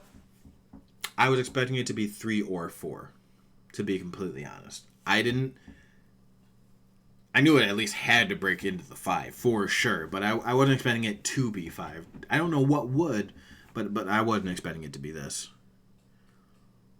So, as everyone should know by now, Fire Emblem is like waifu chess. It really is. You pick characters you think are attractive, and then you just throw them at enemies until they're dead. That is not how you're supposed to play the game, but that is how you can play the game. I think Three Houses is like the 16th Fire Emblem game. There's way too many. Is it really? It's crazy because there's only that means only not even half come to the States. Yeah. Because there was what got me into Fire Emblem, the 2 on the Game Boy Advance. And then there was the 2 that came out on GameCube, so we're at 4. And then there's Awakening that came out on the 3DS, that's 5. I think Awakening was the... Oh, no. And then there was those other 3 on the 3DS. And then this one. So 8. So if they're literally half. If there's 16 Fire Emblems, only half have come to the States, which is crazy. It's also I think the first Fire Emblem game to be completely 3D CG. Because I think Fates and Awakening had some 3D, but there was also 2D. Three Houses is all 3D. Yeah, like when you were talking. Out of the way now. Just complain about the animations real quick, so we can get that out of the way. Fine. Get your battle animation stuff out of the way. I will get it out of the way. My biggest gripe with the Fire Emblem as a series, because it isn't just this, Three Houses, it's not just Three Houses' fault. This has happened ever since the game shifted to 3D. Go back. I urge you to go to YouTube and look up Sacred Stone or any of the older ones on the GBA. When a sword master goes and does his critical, he does this crazy shit. He throws a sword in front of him, right? And then there's 8 after images behind him. And then they all slash into you. And it does some crazy and cool shit. The general fucking spins his axe, spins his down here, throws his shield, throws it into their face, and then retracts it with a chain. Now it's literally, here's your animation for killing a dude with a spear. Here's it for a critical. Ha! That's literally it. It's like a cut of their face and them screaming, and then they do the same animation they normally would. A thief has an instant assassination technique that it's random at chance. The whole screen would go black, and then he would he would fucking vanish into 3 different after images, and then they'd all come down. It'd be a big red X that cuts the screen, and that person instantly dies. It was a lot of. It made it impact, real impact. Ooh, that motherfucker got it. In comparison, in Three House, if you have a unit with a bow and they're gonna crit, they just crouch down a little bit and turn their bow sideways. Yeah, it's literally from this they crouch, and in literally it's nothing crazy, but it was just a little extra flair. In the old ones, they'd pull up the arrow, it was real cool. So you turn right.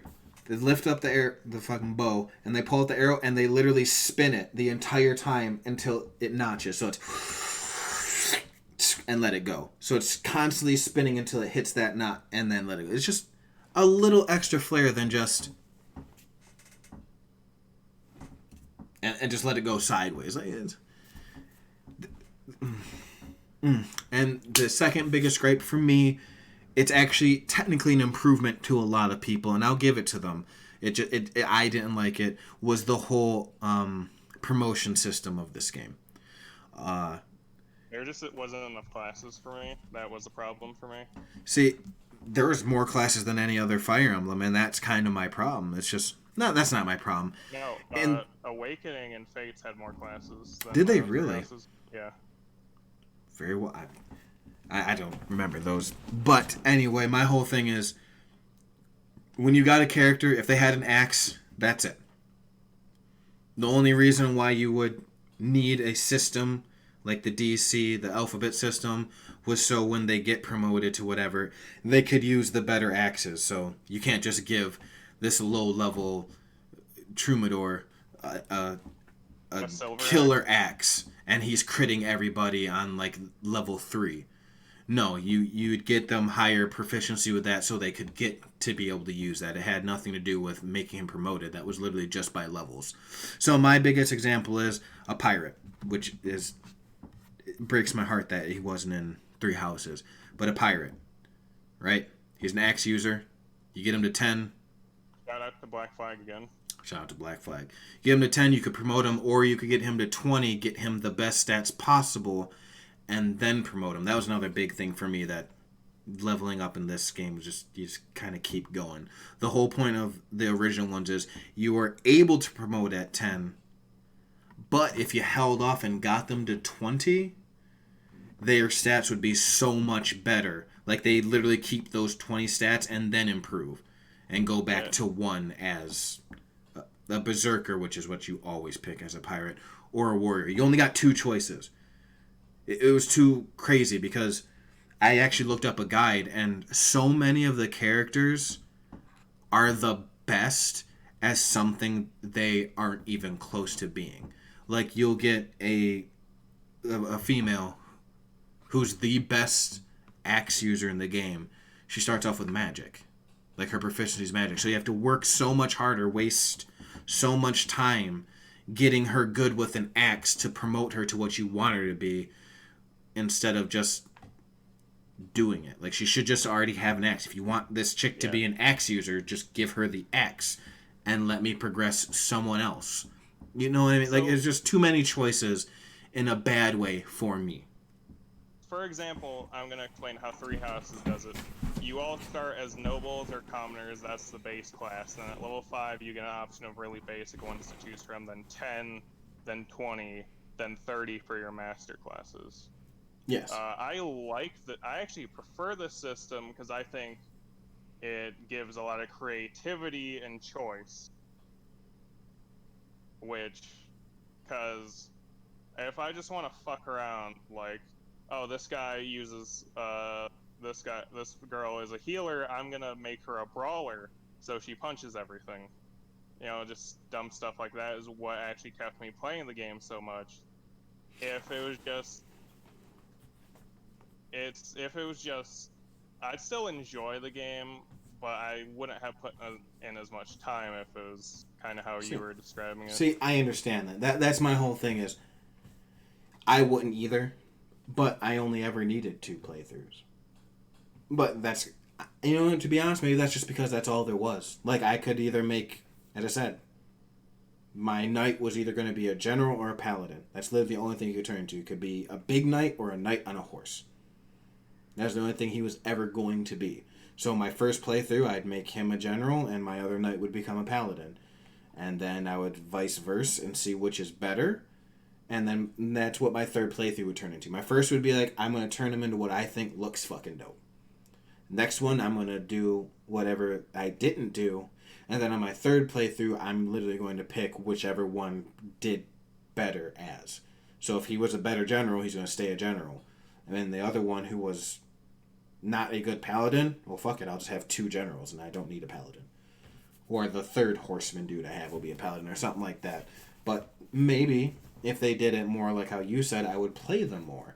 Because that's another big thing. As I said, that's just me personally. A lot of people actually praise the game for that because it gave so much more replayability. But that's what everyone's trying to do nowadays. Everyone wants you to keep playing the game forever, and I personally don't get it. I mean, for making I'm gonna get into the gameplay stuff I really like. Yeah, go ahead. So the other Fire Emblem games didn't really have this. This is kind of new to it. I know Awakening had like the overworld map. Fates kind of had like that world where you'd walk around in a bit. But I think this is the first game to really have the Persona-esque style of the school time stuff. Yes. Yeah, I believe so. Like, at least to this degree. Like, it's basically Persona. You free roam around the monastery, you get a certain amount of action per day based on your professor rank. And it's just interacting with people, it's just their way of doing... Because every now and then, you know, the Fire Emblems will go into, like, a different area. I think they were in that I think Fates, you know, Fates and Awakening are both... I think it might be in the same world. Or same area, technically. But, you know, because this takes place in the area, they had to kind of do this to get more world building in, which I do really like. It feels very comfy when you're not doing, like, the battle and, you know, in basic Fire Emblem way, everything goes to shit later on, like, story-wise. It's not like shit like bad, like shit as in everyone's gonna die. Yeah. Yeah, I enjoyed the monastery. I did. I didn't think I would, and every once in a while I'd find myself upset with it, thinking that I was spending too much time there, because when I got to the late game portion of it, it was always annoying because there were certain characters that I got everyone I needed to, like, to be able to progress the game properly, like my over-leveling is how I do it, was where they needed to be. So I was trying to work on my weaker characters so I could bring different people in but you can only do so much with them. You know what I mean? Like, I was trying to make an archer a better archer. So I would send him to do something that helped his dexterity. Well, I'd have to then feed him. It would take all my actions to get someone to just get like a little bit better proficiency with the bow to try to get him to promoted where I wanted to.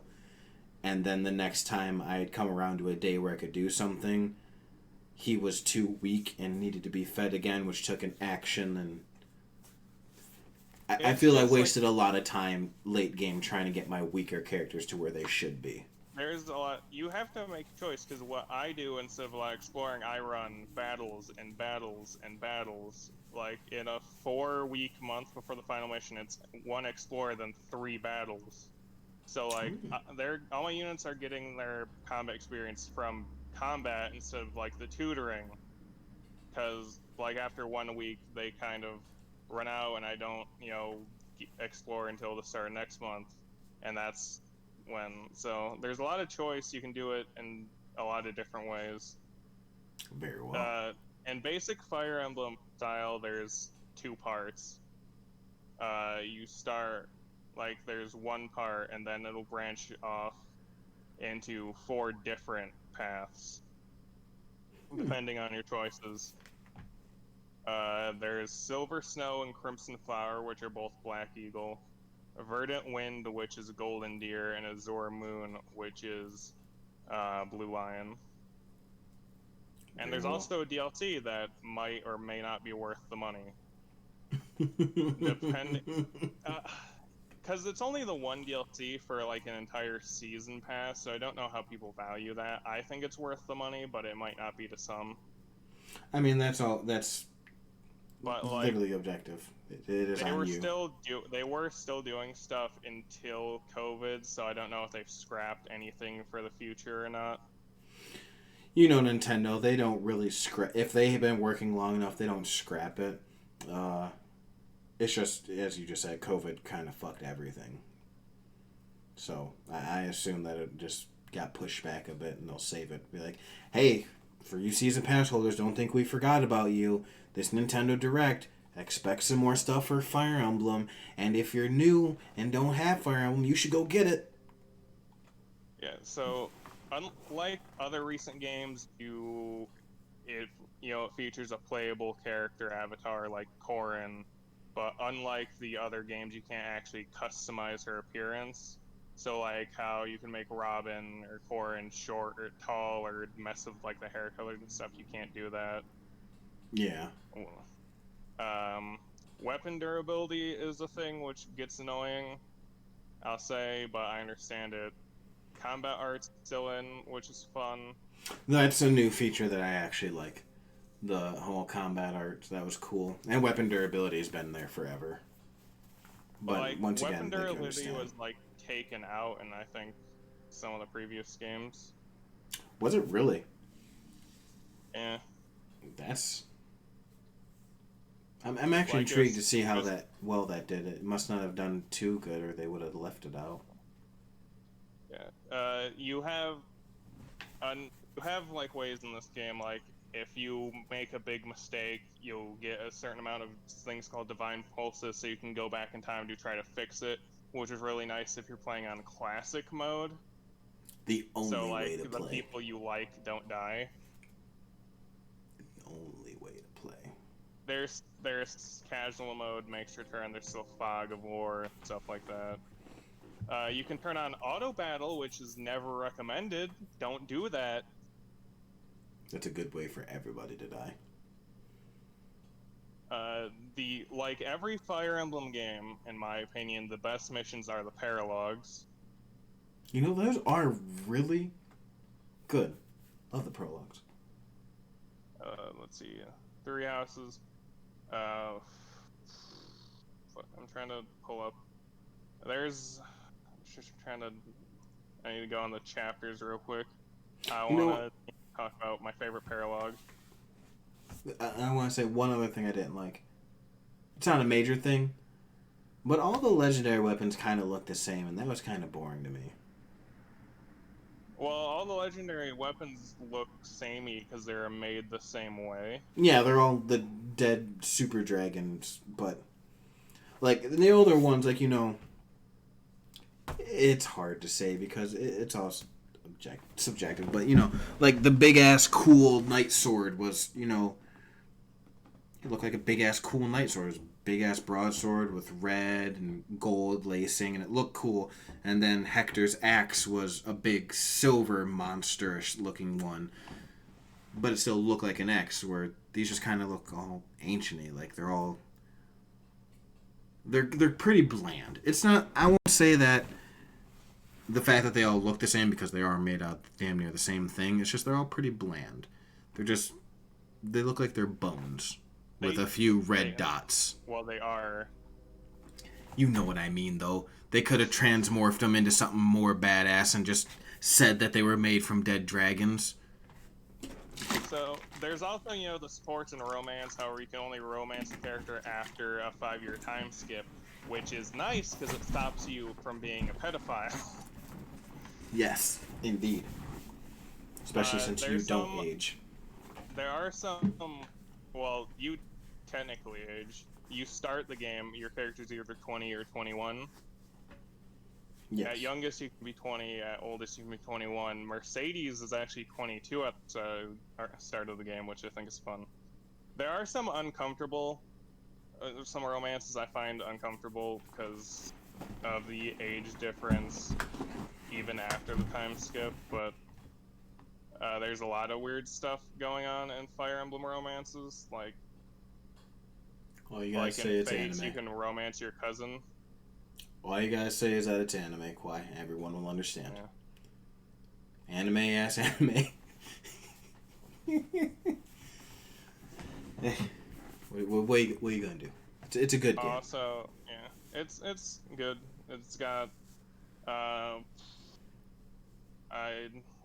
gameplay wise, it's Fire Emblem. Like, it's 3D Fire Emblem. I don't really know how to describe the game other than that. If you've seen Fire Emblem, you're like an older one. Yeah, I was about to say, if you don't know what Fire Emblem is at this point, like, you literally have to Google it. It's turn-based. It's turn grid-based combat. Like, the only other game that plays like it that I can think of off the top of my head is Advanced Wars, and they haven't made Advanced Wars in a decade? And just like in all Fire Emblem games, the story is just basically a cheesy anime plot that just kind of gets dark. Yeah. This one got... they've all kind of gotten dark, but... No, I was about to say, no, fuck it. It's like cheesy haha anime, and then, like, at the end, they all get fucking really bad. Like, everyone's dying. People are getting betrayed. World ending. So, like, most of them are a little bit more serious. Three Houses starts off like it's like, oh, this is a slice of life anime with some combat, and then it just gets really depressing. Really fast. Like, it's like, oh, everything's alright. Oh, teacher disappeared. He wakes up, like, 5 years later? It's a 5-year time skip, yeah. Right? And everything's shitty. It's like, everything's not so bad, and then some shit happens. You fall asleep for 5 years, you wake up, and the world is shit. Everybody's fucked. Just instantly like, oh, this is gonna be sad. Everybody's dead. Everybody's fucked. Everyone's sad. Everyone's at war. People dying. It's craziness. Madness. But Claude. That motherfucker looked nice. He's a handsome guy. But yeah, so before I finish up, we can move on. Three Houses has, as a surprise, 3 houses for you to choose from because you get pulled in. As a teacher, you can choose the Black Eagles, which is Edelgard, Blue Lions, which is Dimitri, and Golden Deer, which is Claude.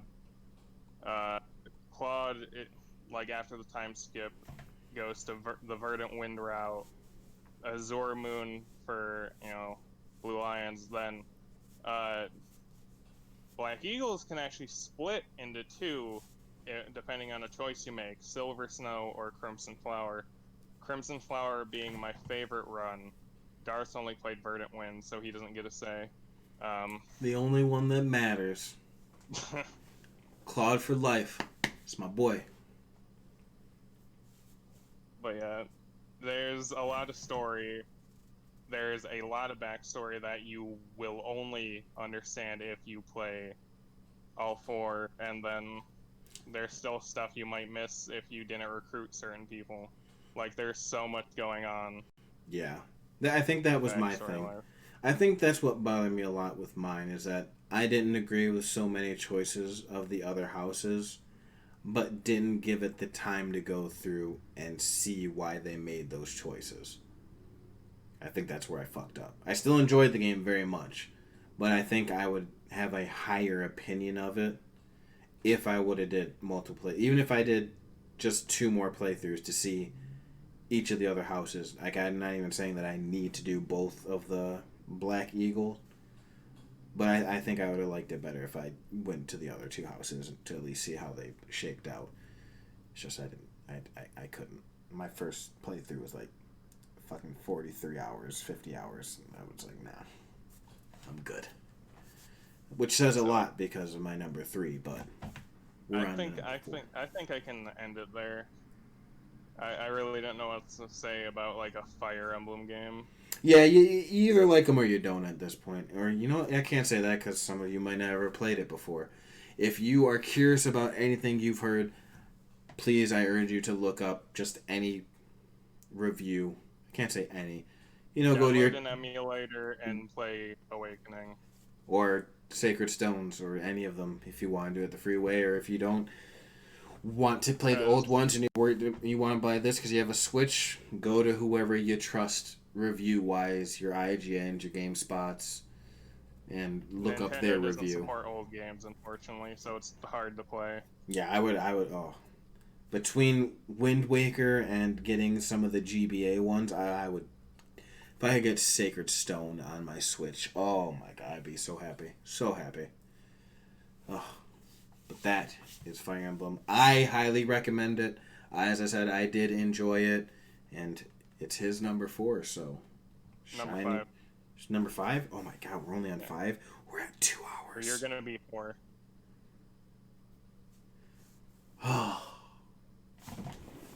Number 4, lo and behold, is Marvel's Spider-Man. PS4. Obviously. Spider-Man's exclusive.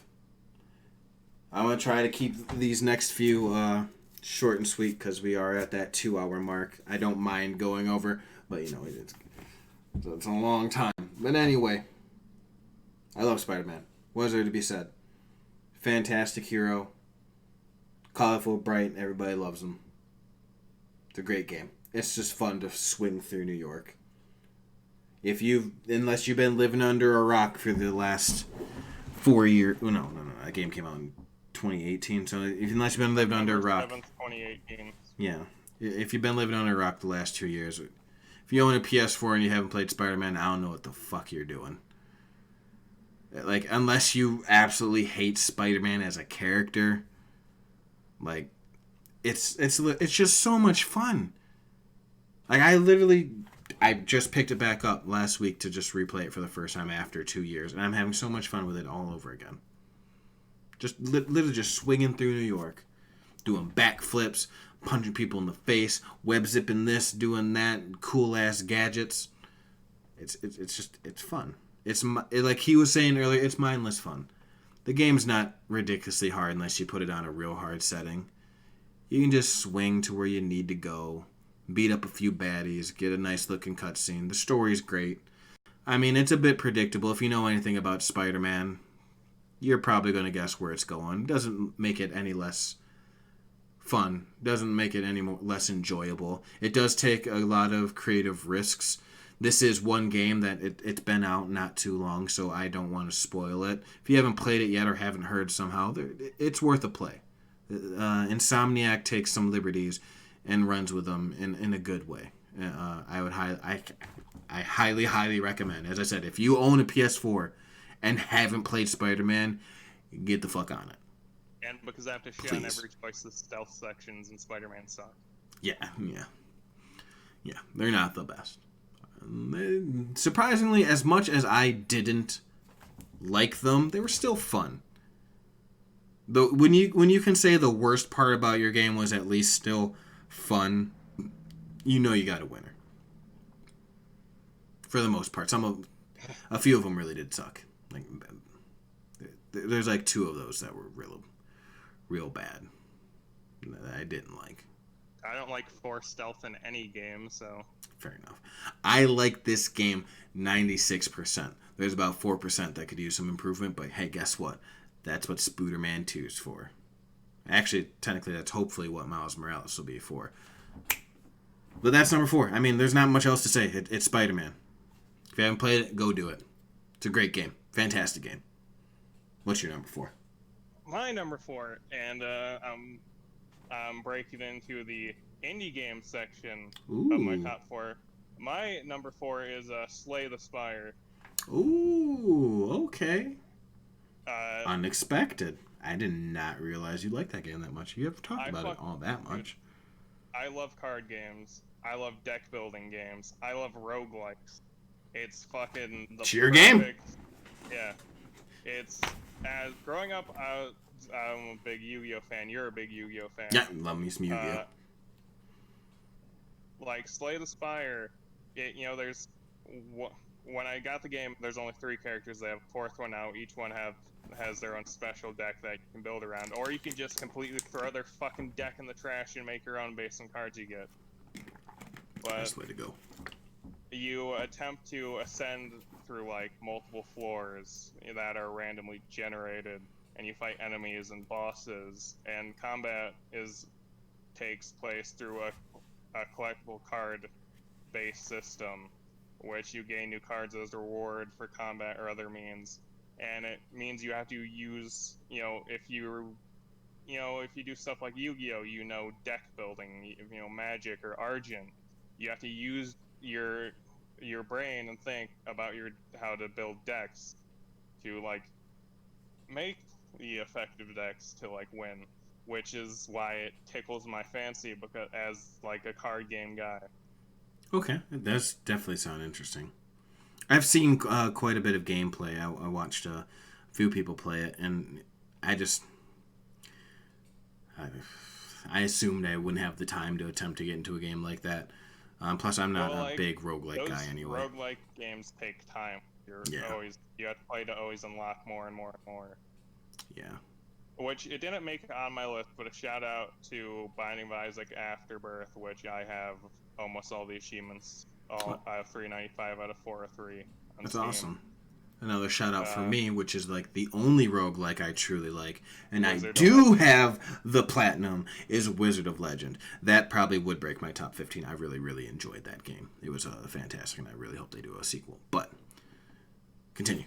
But yeah, as a deck building game, it requires a lot of strategy, which could be a downfall to some people who are just trying to get into it because if you just take every card, you're gonna lose. And like, there's too many, like any deck game of cards, there's too many weak cards or unplayable cards that will dilute your deck. And you have to really strategically decide the best fit, which if you're just getting into it, it may seem like a problem because most roguelikes, they're not like Darkest Dungeon hard, they're not like Dark Souls like hard, but you have to use your brain, and a lot of people don't want to do that. They just want to play a game that they can just easily get into and relax with. Yeah. I think Slay the Spire is a relaxing game. I know I big up mindless fun down at the bottom, but this is very mindful fun. Yeah, every once in a while it's good to make that noodle up in the head, up there, and actually do something. But I don't have too much more to say about it. Like, so the downside is if you don't like roguelikes, if you don't like card games, it's a game you have to put time into. If you don't have like a lot of time, I wouldn't say it's worth it for you. It's a fair assessment. Very well. I know it's not for me. I like card games, but don't necessarily like roguelikes, so not for me. Maybe it's for you, though. I mean, it's for him, but I mean you. So, not much else to say. We'll just move on right to 3. It was, for a very long time, my number 1. But then, in the past few years, games come out and push it to my number 3. It was Shin Megami Tensei Nocturne. Shin Megami Tensei 3 Nocturne. And then that got booted in 2017 with the release of Persona fucking 5. My number 3 is Persona 5. Oh, wait, I forgot. It's 2020. My number 3 is Persona 5 fucking Royal. Hands down, the best JRPG ever made. In my opinion. I always gotta throw that out there. Just so people can't think I'm actually shitting. Like, if you like Final Fantasy VII, good for you.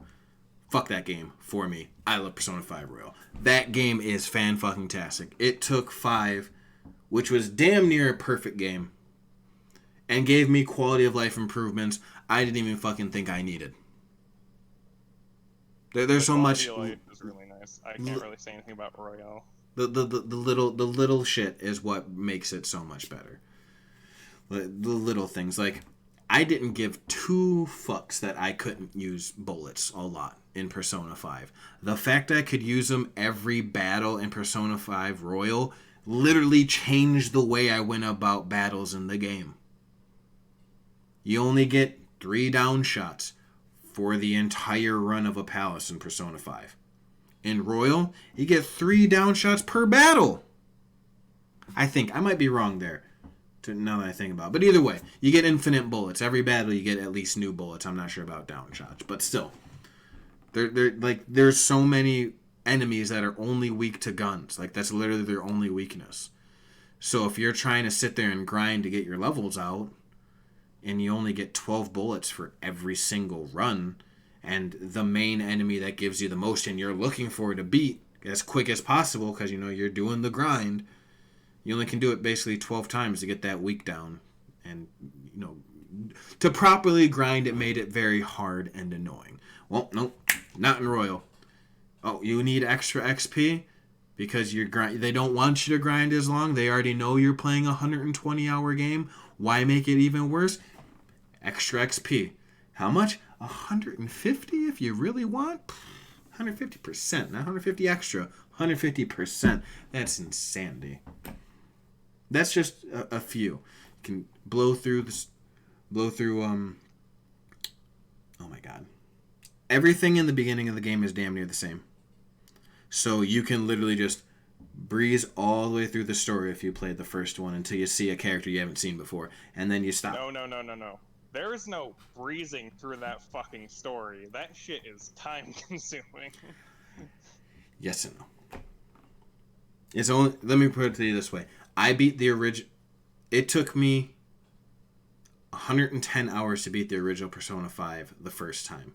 My second playthrough only took me, it's terrible to say, only took me 57 hours. So under half, because I just didn't have to go through. Like 2 complete days, though. Yes, it is. 2 complete days. It really is. That's and a lot. It took me 120. Okay. I want to time this out better because it's not. It's true and it's not. It took me 127 hours to beat Persona 5 Royal, but I legitimately want to attribute, I want to say like 15 hours to having to pause. Like, there'd be multiple times where I would just be trying to play when I have the time, and then my PlayStation would just be running for like 3 hours because I needed to cook dinner, or my kids finally woke up from their nap and my wife got home, and, you know, life in general. So still, that's over 100 hours. But to put that into perspective for you trophy whores out there,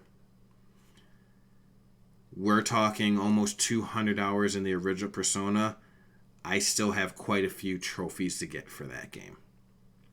Because as someone, Go ahead. As someone who like works like every day, I get maybe, on the days I work, I get maybe 2 to 4, maybe 6 if I'm lucky, hours to play games a day. And I know you don't have a lot of time, having like 5 kids, so like you like set aside that time to stream, and you have that.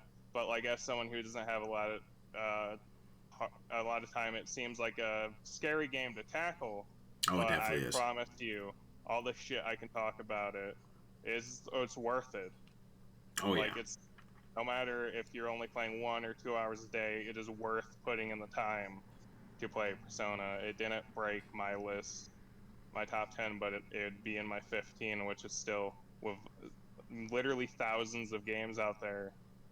It's Is an very impressive worth. place to be. And I can't recommend it enough. Now, the craziest part is I cannot sit here and tell you to go get Persona 5. Royal is definitively better. There is no reason in my mind to ever tell you to go play Persona 5 again after beating Royal. What I was saying earlier is my one play, I platinumed Royal in one playthrough.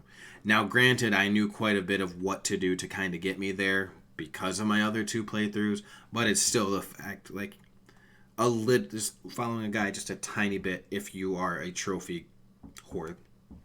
Excuse me. You can get it one playthrough easy. It's not hard.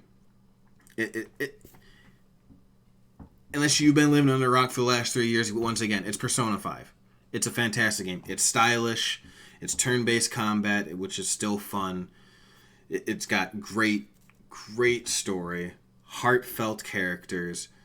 It's funny. It's touching. It's dumb. And at the same time, very, very endearing.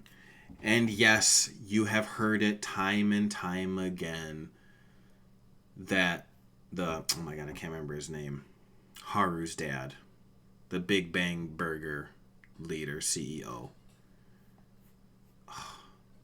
It's a 130-hour game with like 30 damn characters. Forgive me. You know who I'm talking about. That fight, the Big Bang boss fight, is not as bad as you keep hearing. Like, if you've come over here from Kind of Funny and you've heard Blessing complaining about how hard that fight is, it is annoying, but it's really not as tedious as everyone's making it out to be. It only took me one time. Like, people are sitting there saying that they got stuck on that motherfucker for hours. Well, I'll tell you this then. That means you are under-leveled, you cowards. Okay? This is a JRPG. If you haven't grinded and you're not 10 levels above the boss, then you ain't playing it, right? I'll say it. It's a grind game, friends. It's a grind game. I went through and whooped that man's ass. Okay? I had 15 different personas. Probably only like 6, but I had every single thing covered. Oh, Sai could hit you with that. Fire, name an element, I was hitting that motherfucker with it. And if he was weak to nothing, well, guess what? I'm brainwashing that son of a bitch and punching him in the dick. Because I was prepared. And that's all I got to say about that. Persona 5 Royal is a fantastic game, and you should play it. So, I do with every game, I do want to say some negatives. Please do. Because it takes a lot of time, and this was actually fixed a bit. In the first Persona 5, it was a lot more nothing to do, and it felt like it drag on. Now you have a little bit more to do at like night, but it'll still drag on a little bit, like in spots. Like, and there's a lot of stuff in the story that don't land very well. Quite a few. I don't know if they changed some of that stuff. Like in Royal, there's a big lull in the middle of the game. There's a big lull that I really thought that they would take care of, and they didn't. I'm gonna spoil it for you. When they say you're gonna go to Hawaii, be prepared to waste 4 or 5 days that you're stuck there. It's a waste. They could have just skipped that whole part. It really was very much okay. For sure. There isn't this. Oh, here's one thing that we didn't mention: the soundtrack. I thought you said you want to shit on the game. Okay, now you bring up one of the best things about it. Period.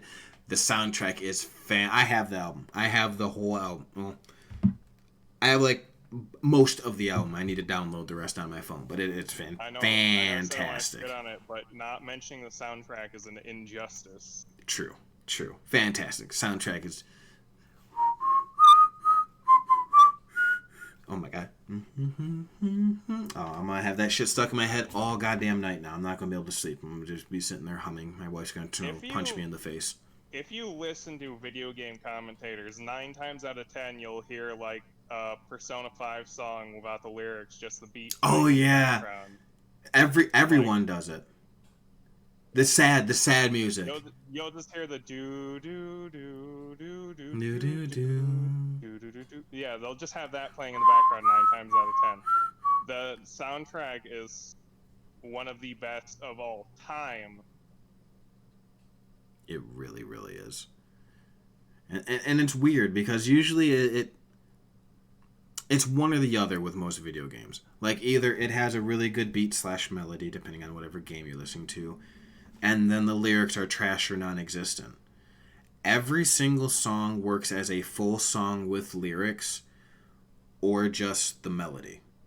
Like you can just play, as a matter of fact, when you buy the album, it comes with both. You can either have it where it's just the music, or you can have it with lyrics, and they both are fantastic. As he just said, it is one of the best video game music soundtracks of all time. It is absolutely fantastic. As I said, it's literally the only... that's a lie. I hate using literally wrong. Anyway, it and Simple and Clean are the only video game music I have that I listen to on the regular. Is that whole album and then Simple and Clean from the original Kingdom Hearts. That's how good it is. Okay? This shit's fantastic. Now please, Kawhi, shit on it a little bit because we said like 2 bad things and you brought in the music and just the hype came right back. Bad stuff to say about it. That's the thing. It's too goddamn long and there's a few lulls. If you like JRPGs, you'll love it. If you don't, stay away because he's right. It is a slog. In a good way, but still a slog. It's 120 hours. Okay? It took me... When the fuck did it come out? Royal came out in February? Right? Yeah, I think it came out this year. I know it came out this year, Royal, but I can't remember if it was February or April. And I have like 8 billion things open on my PC, so it doesn't want to run properly. Sorry for my mechanical keyboard. It's like right here, and my mic is right there. So, my apologies. I'm trying not to beat on it. Release date, come on. Thanks, Google. It came out October 31st, 2019. Oh, wow. In Japan. No.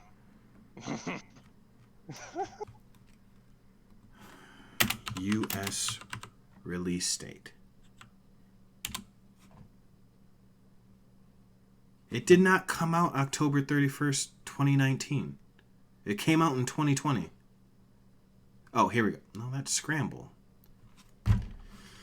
Oh my, why is it so hard to find? Did it really? It didn't come out. Did it really come out in 2019? There's no way. Once again in 2020, now officially has a North American release date for 2020. Atlas announced today that Persona 5 Royal will be released on March 31st, 2020. Yeah, Japan yes. is October 31st, 2019. Worldwide, March 31st, 2020. Okay, I just want to say it like this. Here's my Google search. I don't know how I could get more specific. Persona 5 Royal. Capital U dot S, capital S, release date. October 31st, 2019. Thank you, Kawhi. But yeah, so it came out in March. So March, April, May, June, July, August. I just beat it at like the middle of August. So 6 months. And that was me really trying. Like that was me taking care of my kids how I'm supposed to, because I'm a stay-at-home dad. And when they would lay down to take a nap, me doing some dishes, like getting the house as clean as I can, and then taking that last like hour to 2 of like personal time and trying to like literally pounding through to get through this game. Still took me 6 months. Now, if you're a single guy, like, yeah, you only work, you could get through it a bit quicker than me, but if you're not down for the grind, you're not going to like Persona 5. It's a long game. A real long game, but worth it. That's all My number, I gotta say. Might surprise you a little bit. My number 3 Don't is say it. Nier Automata. No fucking way. No way. I don't accept it. Whatever your 2 is, I'm going to call it a lie. Chat, this man has been... He said he would buy... I haven't played this game. Okay, I'll say it. I haven't played it. Not really interested. He said he would buy it for me. I said, fuck it, I'll play it at some point. Don't even really have to buy it for me, but, you know, whatever. He has talked nothing but greatness about this game. Save for one other game, which I already know is his number 1, and I won't spoil for you. But no way in my mind was this not his number 2. I am blown away. This wasn't an easy choice, but it is a recent one. Everything I say about it is still the same, but I did find one game I just liked that much more. Which surprised even me, but I knew it would surprise you even more. Nier Automata came out in 2017. It's an action role-playing game. I wouldn't exactly call it a hack and slash, but you could compare it to stuff like DMC or Bayonetta in a way. Like, the combat is similar, but it's not the same. I am floored. I am still floored. Redonkulous. A beautiful open world. My second favorite game soundtrack of all time. Weight of the World is my favorite song of all time to this day. The Japanese version, the official Japanese version, is so hard-hitting to the point where the singer's literally crying in the song while singing. It's so emotional. It's so good. Fuck. I don't... With, like, a game I love this much, I just don't know where to start. Kind of like how you're with, like, Persona. God. You take the role as 2, like, combat androids in, like, in a beautiful open world that Darth doesn't like the colors of because he's blind. There are no colors. Yeah, I don't know what he's speaking of. Every screenshot and gameplay I've ever seen, it's just some bland-ass desert or a dead gray-ass city. Ain't no goddamn colors. Absolutely beautiful. In addition, there's multiple sections in this. Like, you have walking around on foot, you can summon fucking gigantic ass moose, like mooses to ride on. What's the plural of moose? Is it like meese or something? It's not that stupid. No, it's just moose. Yeah. The plural of moose is moose. Look at all the moose over there. That's great. You didn't tell me that. You literally... Why didn't you say that? You can also ride, like, gigantic boars. Don't fucking care. That you literally just sold me on the game. That's all you had to say is moose. I can ride a moose? Are you kidding me? Yeah. I'm down. In some sections you're flying a fucking mech. There's hacking sections, which is just, like, fucking... You're shooting a bunch of shit. Like Galaga. Or not Galaga. It's a bullet hell. Yeah. Bullet hell type game. I know what you're saying. You're here, you like video games, you know what we're saying. It's a bullet hell game. There's also some platforming, which I'm the world's biggest shit talker of platforming. I fucking hate platforming. Like, platforming in games should just not be a thing, but Nier does it well. Shout out to Celeste, which I had to cut off this list. Celeste was my 10. Yeah, she was in the consideration. She almost kicked off Silver, but I had to put a Pokemon on. It means too much to me, but still. Was my 10 until my number 2 had, like, kicked everything back. Like, there's... Fuck, I just... Like, the combat is, hack and slash base, Like, you're fighting enemies in real time, different beautiful environments. You know, you have your light attacks, your heavy attacks, your evades, your combos, your timed shit, like counter attacks. You're also assisted by like flying robots that can help you. It's a platinum game. Yeah. It's not as simple as saying that, but platinum brings that kind of weight that you know what you're getting.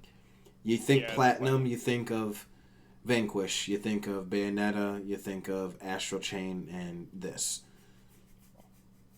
Yeah, and I hear from not only from him, but everyone. Like, that was so many people's game of the year that year. Over Persona 5, the original. Like, everybody liked it and thought it was underrated. And then it became a huge cult classic that you can't not hear about. When you think about this generation of video games, for most people, and possibly even myself, once I fucking buckle down and play it, it breaks most people's top 10s, if not top 5s, of this generation, console generation. So we're talking PS4 and Xbox One. Like, I haven't heard a bad thing, honestly, about this game. Oh, It's I'll get just, into the bad stuff. Don't worry about that. I'll get to the bad stuff at the end. except for I the have fact you can negative buy things to say. trophies. That's just either the greatest thing ever or a complete sin. I think don't it's really fucking care. hilarious. Most people love it because, if there's that one trophy that's pissing you off and you don't really feel like doing, you just buy it. I didn't buy anything, but I think it's funny that's an option, and it just speaks. Yoko Taro as a person is fucking hilarious. You know, I'll get into one of the negatives right now. Nier Automata has such a convoluted story that, like, I think it beats fucking Kingdom Hearts. Like, the entire Nier series, I think might beat fucking Kingdom Hearts for convoluted mess. Oh, God. That's ridiculous. You know, honestly, Like, you're the first person I heard who said that. Like, not the fact that it's convoluted and that's a bad quality. It's just every time I hear about the story, it's fantastic. After your like ninth playthrough, oh my god, the real world makes sense. I'm like, the setting for Nier? Nier shares the post-apocalyptic setting of the first Nier taking place thousands of years after the first game's fourth ending. The fourth ending wait. So this Nier is takes place a 1,000 years after the the first Nier's fourth ending. Yeah. That's pretty convoluted. That's some Kingdom Hearts-esque shit. And the Nier universe takes place in an alternate timeline within the Drakengard series. So, like, Nier is an alternate timeline. Nier Automata is an alternate timeline of Nier, which is an alternate timeline of Drakengard. That's like, there's layers upon layers of fucking shit going on there, which is why I think it's more convoluted than Kingdom Hearts, which is really hard to do. That's maddening. I didn't know that. I didn't know it was a spin-off / alternate of Dragon. I love Drakengard. Drakengard 1 through 3 are my shit. Yeah. They would probably be on my top 20. They'd probably be number 20. Nier takes place in an alternate timeline within the Drakengard series. So, like, yeah, there's a lot going on. Yeah, that's definitely a giant convoluted mess. Like, that's insanity. Yeah. Like, it still carries the Drakengard of the dark atmosphere and branching storylines, but, there's no direct narrative connections per se.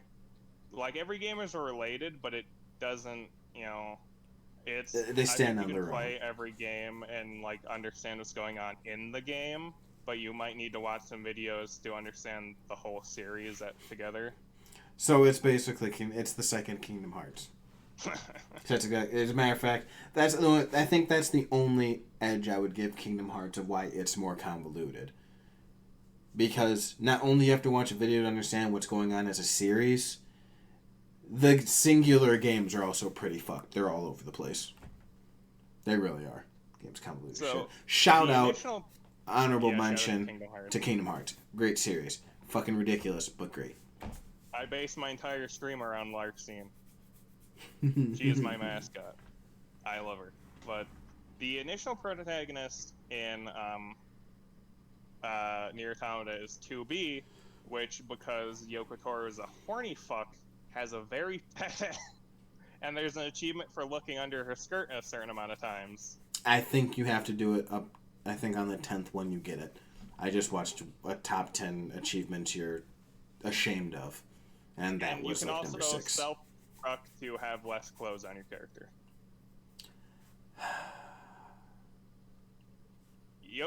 Let me describe Yoko Taro. Like, asked people to send him porn of his own game.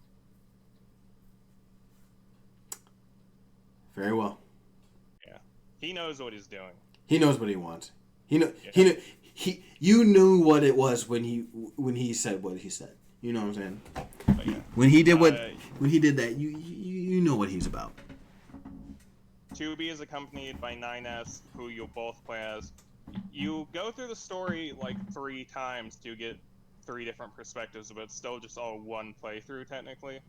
You start as 2B, then you go through it again as 9S, her companion. Both are combat androids with different personalities. Like, 2B is initially more calm and composed, while 9S is, has more emotion than even most Yorha units. Then later on, you get A2, who is an obsolete unit. And I know that every time I see the game or hear about the game, it's always about 2B. Like, I knew you also get to play as 9S. It's only about 2B because that's what they're horny for. Yeah, because 9S is the boy, right? Yeah. I mean, they're both androids, but yeah, he's the boy. I didn't know about something A. What would you say it was? A2. A2. Okay. B2, 9S, and A2.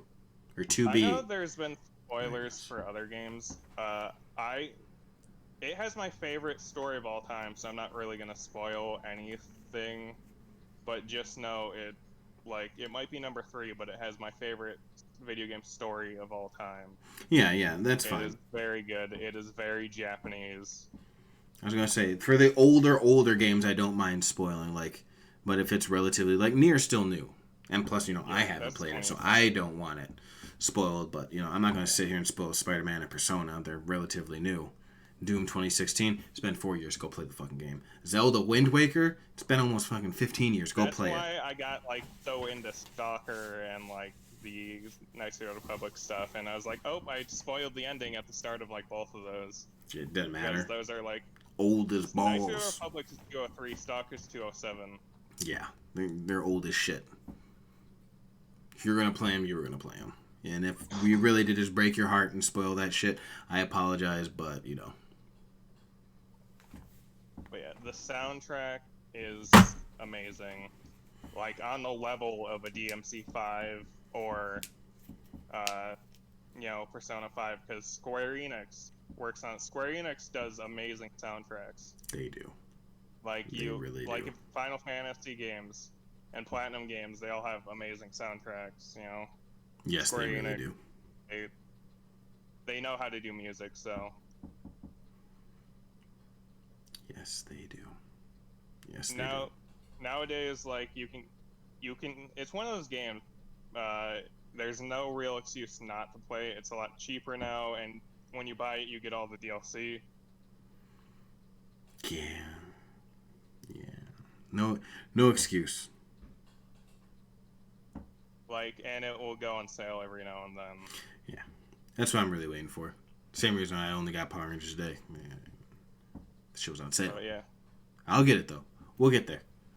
You're number 2. Oh wait, I was gonna while I get here, one really big negative actually is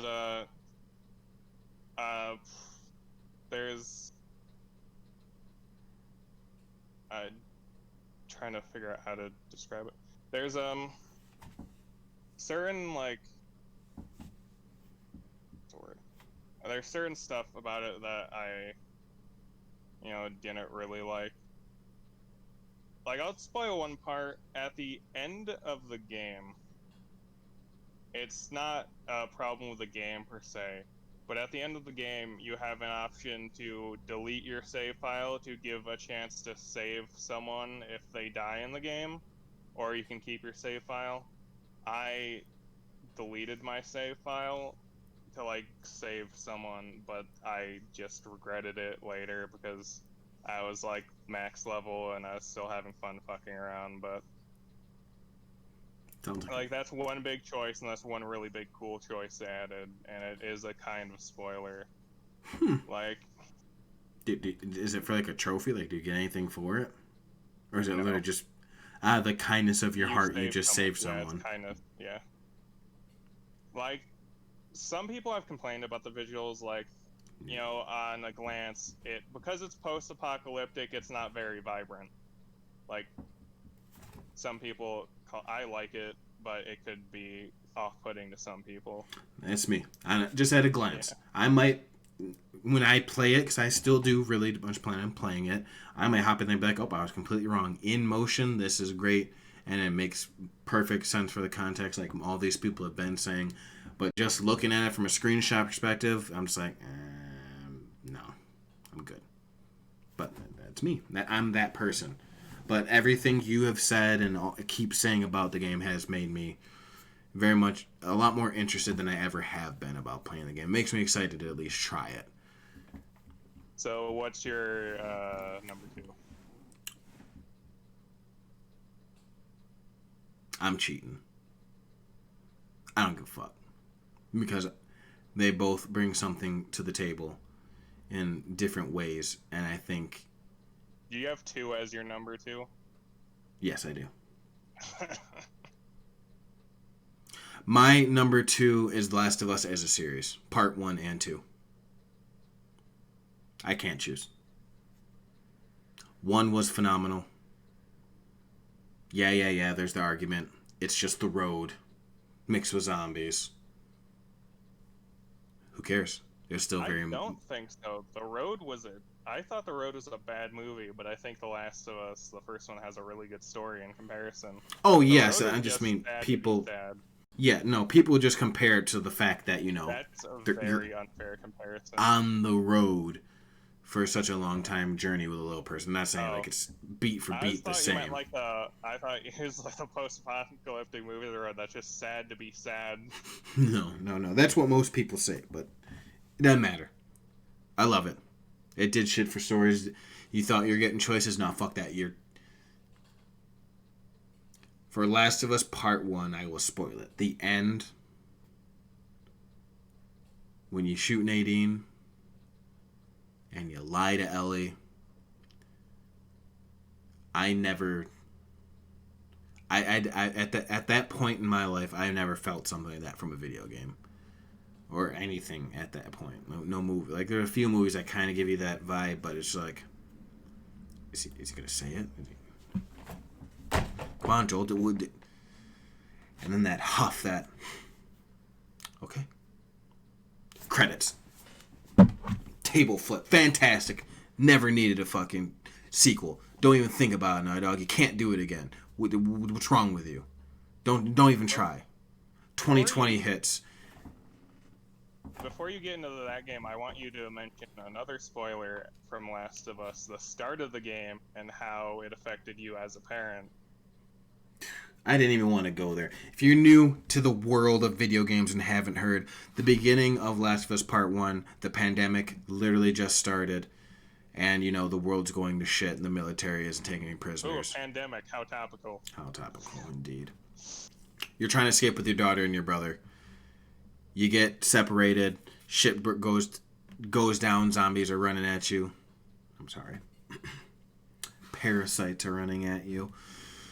And you get separated, you fall down a hill. A single military soldier finds you. He radios in, hey, he's got a kid. Okay, sir. He goes to point, he fires a few times. Who got hit? What's going on? Joel got hit, but he's alright. Saved the daughter, right? No. He's coming up. The soldier walks down the hill to come shoot you in the face. You go to say no. Your brother comes in last second, shoots that fucker in the face. Because fuck him, piece of shit. That's what you get. He says, oh, thank you. turns to get his daughter up. She's holding her stomach. She's fucking bleeding on the ground. She dies in his arms, in her father's arms. It broke my heart. I'm trying really hard right now not to fucking cry. At that time, I only had one child, my oldest. I couldn't even think about something like that ever. My wife, my wife doesn't really give a shit about video games. She plays them, she enjoys them. You know, I talk about them. Most of the time, she's just tolerating me talking about it. Like, she likes her few games, and that's really about it. I was not allowed to play Last of Us Part 1 without her. She happened to walk in a few minutes before that scene and just sat down to just sit with me for the day, for the night, for the evening, whatever. And she got, she was looking at her phone. She looked up, caught her attention, and when she died, my wife said, "No fucking way," and started crying right there with me. To this day, as I said, I'm trying real hard not to cry. I have 5 children. I don't like thinking about it. So that shit, people die all the time in games. And hell, I don't even think it's the first child who died in a game. But in that sense, in a real world capacity, seeing that shit, like, it broke my fucking heart. It broke my soul. Like, it hurt so deeply because I know what it could be. Fuck. Yeah, I wasn't gonna let you get away about talking about that. I don't want to talk about it. Everyone's talked about it. It's talked to death, and it hurts. That game is a fucking masterpiece. If you own a PS3 or PS4 and haven't played The Last of Us, shame on you. I'll get to the bad parts at the end because there are some stuff. There's plenty. No, we don't have to. We'll before I even go on to why number 2 is tied. Part 2 is tied with it. We'll do all the bad. It's janky. It's Naughty Dog. It's old Naughty Dog. Okay. I'm in the mindset of it wasn't that bad because it didn't really bother me because I'm not a PC FPS Call of Duty mouse point instantly get a perfect accuracy. That shit didn't bother me. It bothers a lot of people. Okay, I'll give them that. Sometimes, even still on the PS4, it had quite a bit of bad textures. People don't want to admit it. It was a beautiful game. It still is. To this day, it's still a good-looking game for its time.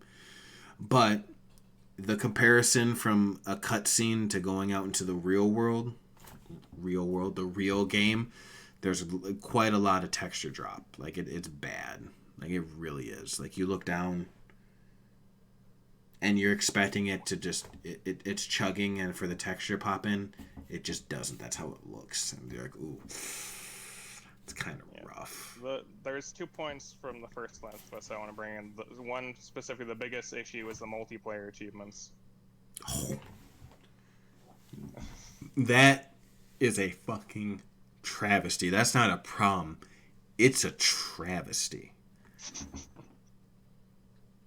So much so that in part 2, they don't even fucking have a multiplayer. I'm not saying it's because of the whole trophy situation, but, if you want to force people to play your multiplayer, that's one thing. Like, hey, try Survivor. Try Team Deathmatch. Hell, play 10.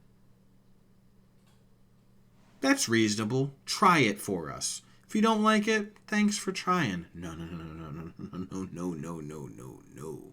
Not Last of Us. Last of Us, you have to play a 12... It's a metagame inside of the multiplayer, okay? So, it's normal multiplayer, third person, 4v4, on a map. Craft some stuff, shoot people. You basically run around here shooting each other, right? Cool, whatever. You get parts, supplies for every kill and little box you open.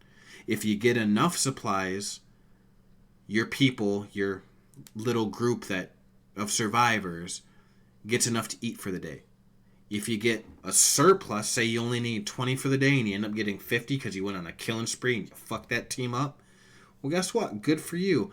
Now some more people showed up And now you're going to need 30 to 40 per day because you're doing better. It's now getting progressively harder. Well, guess what? That next time you don't get that 40 and you only get 30, well, guess what? 10 people don't get to eat. So those 10 people are going to get sick. So if you have another bad game, those 10 people die. And now another 5 people are sick. And if you have a real bad run and your population drops to 0, you lose. Let me rephrase that. You lose. You're like, well, what the fuck does that mean? It's just a multiplayer game. If you want this fucking trophy, you have to survive the 12-week story of the multiplayer. So every game is a day. There are 7 days in a week for 12 weeks. I always forget what it is, but I want to say it's 182? Am I stupid? Hold on. We're going to double check because math is not my forte. So, 12 times 7. It's 84. Yep. 172. Because times 2. 168. Jesus. I'm stupid. It doesn't matter. It's 168 games you have to play to get both of the trophies. Because there's 2 stories. One for the Firefly. One for the Hunters, I think they're called. Yeah, they're not Stalkers. Hunters. It'd be cooler if they're stalkers. I just want you to grasp that. Each one of these games, even at its quickest, is probably 15 minutes. Okay? Now, I know I just said a whole good thing about Smite now. That's only like 15 minutes. Max, it could be up to 50, so what do you complain about these 24? Because there's only like 6 guns and only like 2 of them are viable to use, and the maps are basically the same, and there's only like 6 of those. Well, there's only 5 for Smite. Yeah, but there's 100 different characters, okay? And most of them play different. Like, yeah, sure, you're pressing the same button. You get what I'm saying, though. Like, it's real tedious. At some point, you're literally just doing it.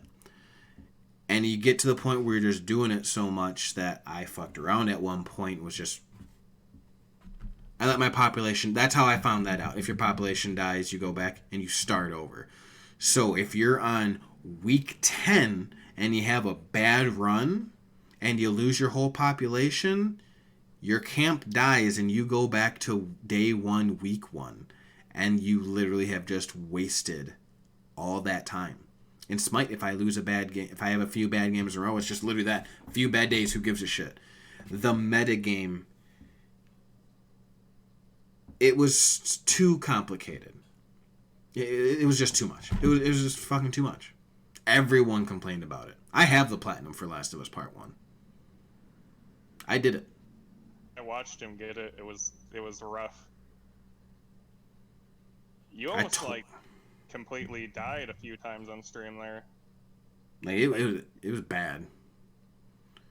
It was real bad. It's, as I said, it's a trog. It's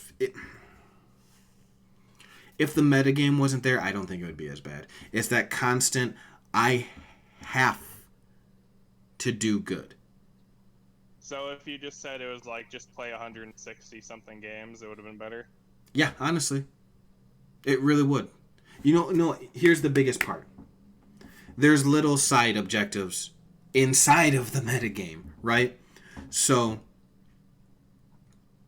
it gives you a choice. You can get 3 downs or take 4 people out with a shotgun or this, that, or the third. And there's risks for it. Sometimes it's cool, and if you get the minimum 3, well, you get like 50 parts. You get 6, you get 100 parts. You kill 9, you get 1,000 parts. Something along those lines. Well, every once in a while, and including towards the end of the game, once you've picked quite a few of them, because every time you do them, you can't do the same thing. So if you just need to get 3 downs, cool, you do that the one time. If you pick it the next time, the minimum is going to be 6. So if you pick it every time this comes up, like one of these comes up, by the end you're going to have to get like 30 downs. And you only get 3 days to finish this. Well, At least 6 times throughout your journey, you're going to get one that if you don't get what it says, you lose 100% population. So if you fuck around and you get trogged by a 4-man team and can do literally nothing, you lose. Instantly. It has happened. I've watched it on other people's streams and YouTube videos of you just getting murked. Because as much as annoying as it was for me, there are people who are on like fucking year 3 of in-game. Like there's people who play this for real. It's a fun thing if you enjoy it. But yeah, so at any given point in time, if you fuck around, you can just instantly lose. As a matter of fact, it happened to me on my final run. The last 3 days of my thing, I risked 100%. If you do, I think I did do 3 headshots with a crossbow, or just get 3 downs with a crossbow or whatever. I got it, so I only lost 60% of my population instead of the 100. And it goes 60-40, you only lose 20. So you can either lose it all, or the best you can do is only lose 20%. But it's still the whole point of if you fuck around and don't pay attention or get fucking boot stomped by the enemy team. As I said, you can be on literal week 12, day 7, this final game away, and just lose it because of one bad game. Right. So before we go, before I mention my next problem, I do want to say if you don't know how the multiplayer plays, just imagine Gears of War, but not fun. Yeah, imagine slow Gears of War. I think it's fun. In short bursts. Not when you have to play. I was trying to platinum it before Last of Us Part 2 came out, so I literally had like 45 games I had to play in like 4 days by the time I realized I would very much like to have the platinum before Part 2 came out, so... That's a multiplayer issue. My second issue of the game is it has forced stealth. I don't like forced stealth. Don't expect it. It's a game with guns. Don't expect to be able to just shoot your way through everything. Well, that's arguable. You can. You don't. Yeah, if you're good at games, unlike me. I was about to say, I mean, you really do make it a lot harder on yourself if you try to go guns blazing, so technically it's forced stealth, but you don't have to. You can go guns blazing. If you have a good shot, it's actually the quicker way to go. Just run through, shoot 2 dudes in the face, hide behind cover for a second, wait for them to try to figure out what the fuck you are, and pop back out, shoot 2 more in the face. But you are definitely rewarded a bit more for stealth. Not a bit more, by a lot. You run through and shoot everybody, no one drops anything for whatever reason. But if you walk up and stab a dude in the neck, he might drop 4 bullets. We're talking about like this, like it would make logical sense if, like, you know, he popped out and shot those 4 bullets before you shot him in the face. That's why he wouldn't get it.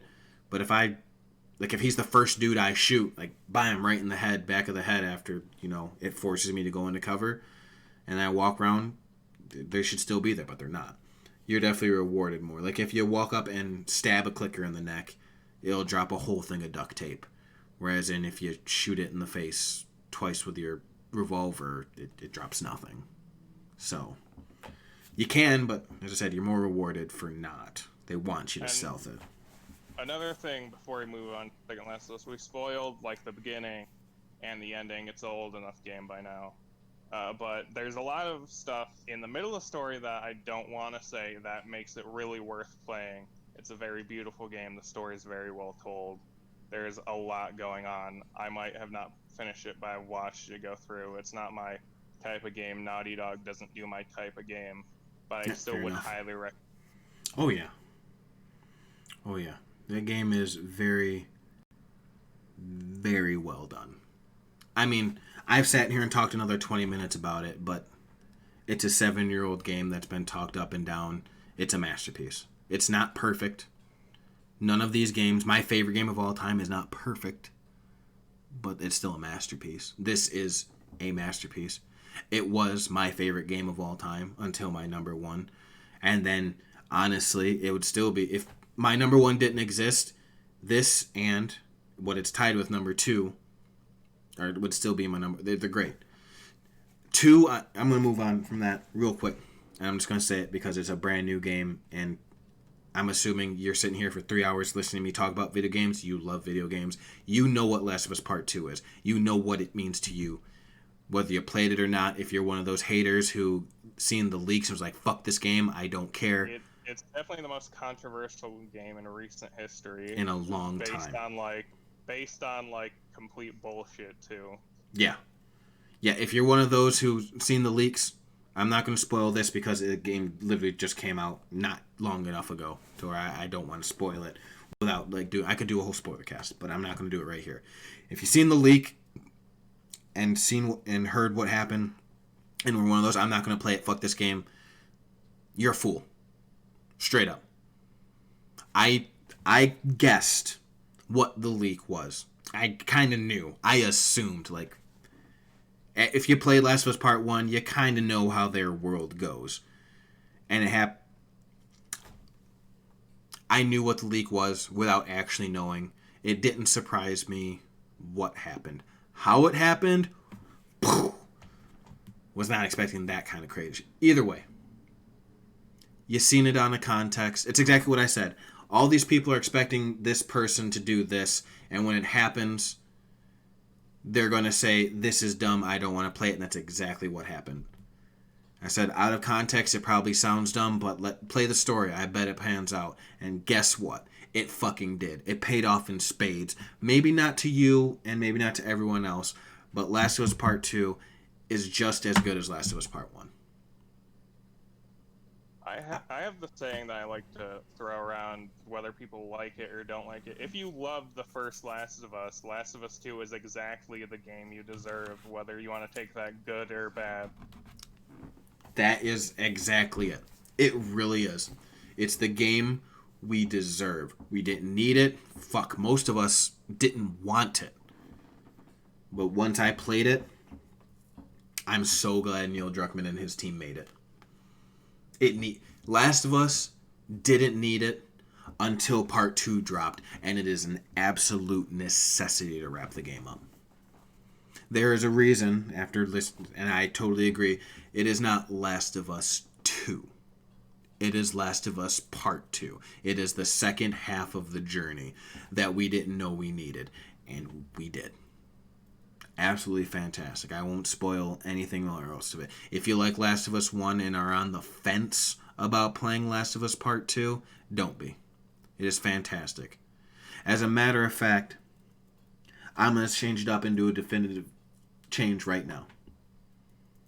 2 is better than 1. Only for the sheer fact of the improvements on gameplay. I think they are on par with each other story-wise, but Last of Us Part 2 is so much more fun to actually play. I said earlier, I was in agreement. I don't think the game's really played that bad. I still believe that for 2013, Last of Us Part 1 was not bad. I don't think it felt bad. But Last of Us Part 2 feels so fucking good that it makes you feel that Last of Us Part 1 played bad. It is an absolute joy to have my hands on it. The stealth is way more stealthy in a way. It feels a lot better as a stealth game. You could just kind of sneak around and try to be quiet, and it was really more like throwing bottles. No, you're fucking hiding under rubble. You're fucking army crawling under cars. The AI is so much better. You can get a silencer. I will say there are still some things that could have improved more. The combat still feels a bit too similar. True. It's not a perfect game. It released with more bugs than the first game did. Yeah. According to a lot of people. It did. There's a lot of, stretchy, wonky, arms stuck over there, and you're, a mile that way type deal, and there's a lot of, there's infinite falls. I had...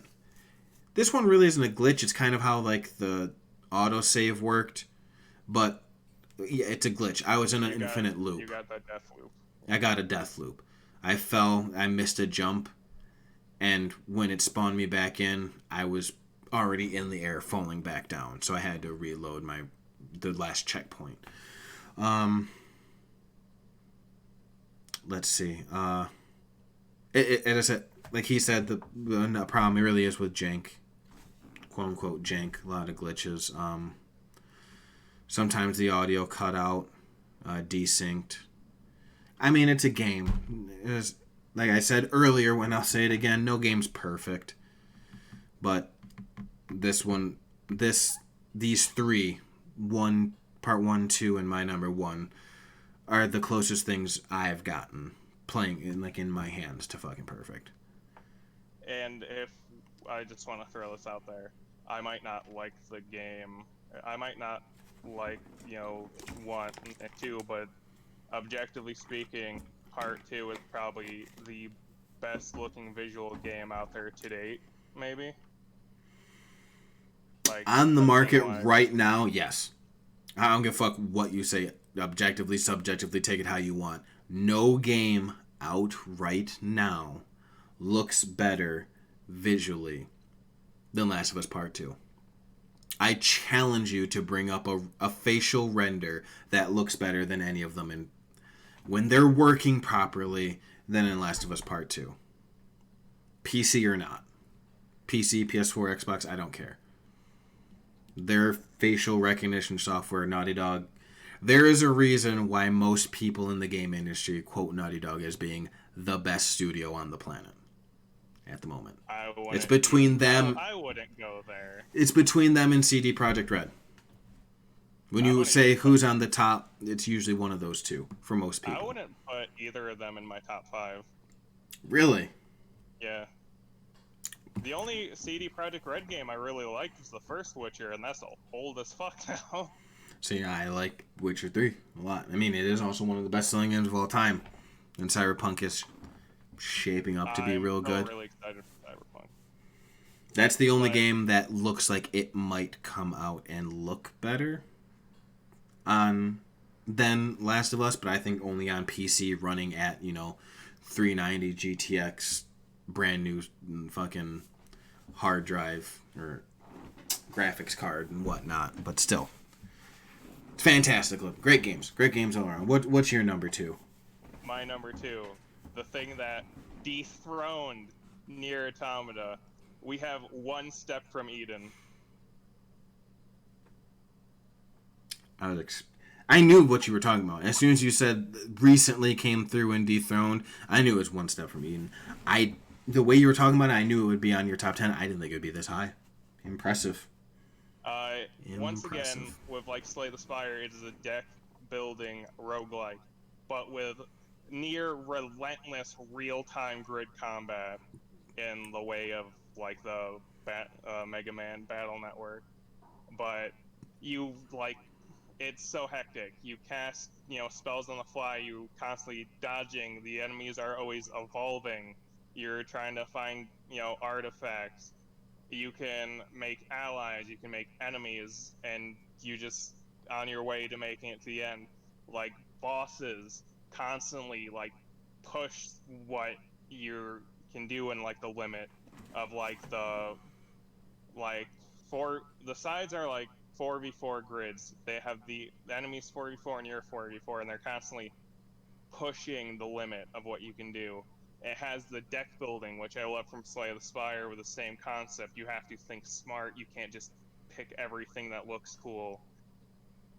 It has the most dynamic, and cool things I've ever had combo-wise, in a game. And there's 9 different characters with multiple different decks, archetype. There's so much synergies. There's choices, and it has local co-op, local PvP and local co-op. Not many games have local anything anymore.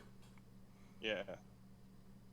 It is one of the most original creative games I have ever played.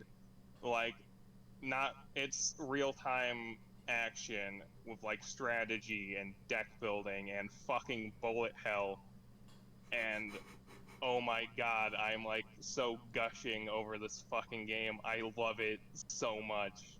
I I can think of downsides for my number one. There's not a single downside I can really think to like this unless you hate all the stuff I described, because I think they're all positives, but they could be downsides if you don't like it.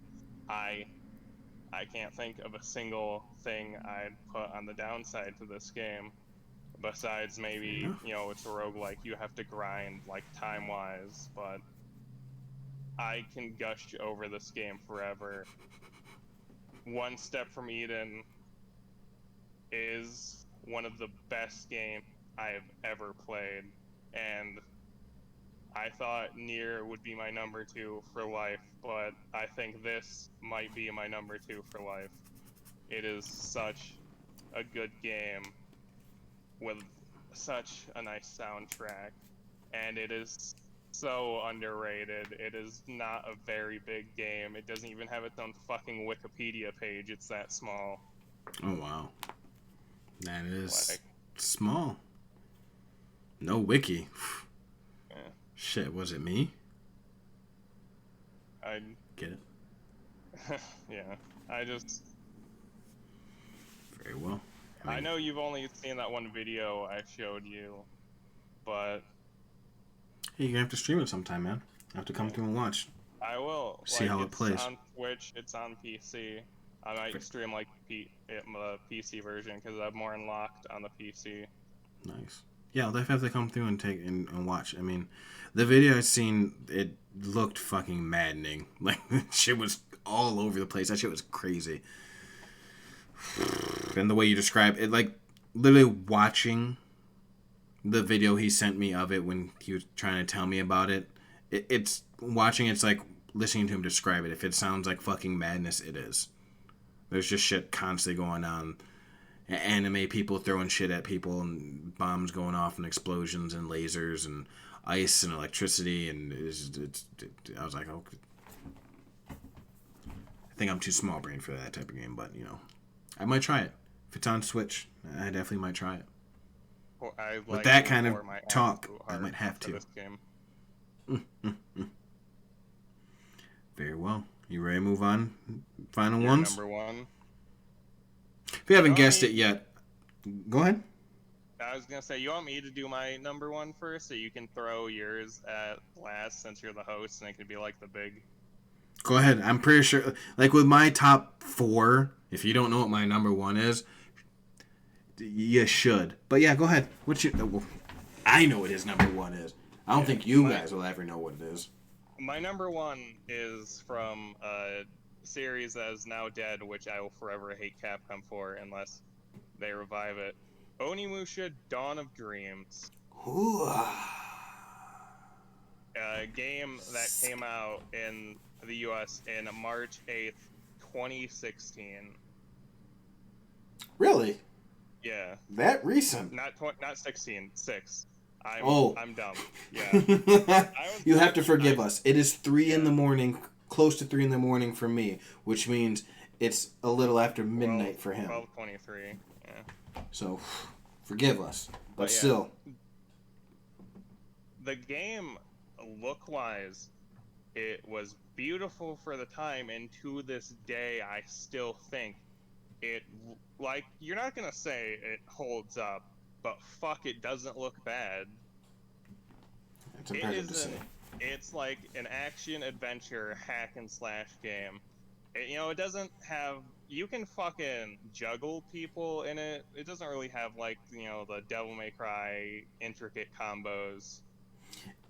The best way I think you could describe it, and how I always describe it, is Samurai Devil May Cry Light. Yeah, that's like the perfect way to describe it. I mean, there basically came out, like, the original came out around the same time as Devil May Cry, and it was literally like you put Dante in a suit of armor, of samurai armor, and you basically had the original Onimusha. Like, let me just big up this game right now. Like, Dawn of Dreams in 2006 had a complete 3D rendition of the environment instead of pre-rendered backdrops. Full 3D on every. In 2006? Yeah. And you could control the camera for, like, most of the game instead of, like, a static camera. Couldn't do that in Devil May Cry 3. The story is great. You play as a character named Soki, and they still have the same ability from previous Onimusha characters. Like, you got the magical skill ability to absorb the demon souls, and the demon souls like increase your weapons, and you can get the ones that like increase your health and magic. It has the stuff, you level up, you level weapons up, basic, RPG stuff. Then during gameplay, you'll have a second character with you, which is not controlled by you. Later in the game, you can switch back and forth, but the one you aren't using can be controlled through commands via the directional buttons, the D-pad. That's cool. You can set them to like be supporting or fighting, or just if they're low health, you can just set them to do nothing but block, which is what you might need to do during most of the boss fights, because it's 2006. The AI aren't as smart. I know I big up Stalker's AI, which is 2007, but difference. This is an all-around game. Stalker was more of a gameplay-only focused game. Yeah. They didn't care so much about their AI. And when you finish the stage, you can go back through the stage with your people, unlock new items, and when you get more teammates, you can go back through and unlock more stuff, because each character has their own stuff they can get through. Like, one character is small enough to go through really small cracks and walk on like really thin poles, stuff like that. There's also like a dark realm where it's just fighting wave after wave after wave, which is really fun. And there's a secret mode that you can get with cheat codes. Cheat codes were a thing, remember that? Cheat codes. That it has like a 1v1 like 3D fighting PvP where you pick characters in the game and fight based off their moveset. Really? That's fucking like interesting. Mortal Kombat style. So like Soul Calibur. Like more like Mortal Kombat, because there's not as much. Soul Calibur is more like open. Okay. But it's still like really good. Yeah, it might be. I haven't played the multiplayer thing. It could be more Soul Calibur wise. I actually don't remember. I remember there being a multiplayer, but I didn't have anyone to play it with, so I just hook up 2 controllers and just beat the shit out of someone. Yeah, beat the shit out of myself. Just put the controller down and be like, alright, let's see what this is about. That's fantastic. Onimusha Dawn of Dreams. I think I played the original, and then I think I played 3. That's 3. That's the one with 3 the was Demon Frenchman. Siege.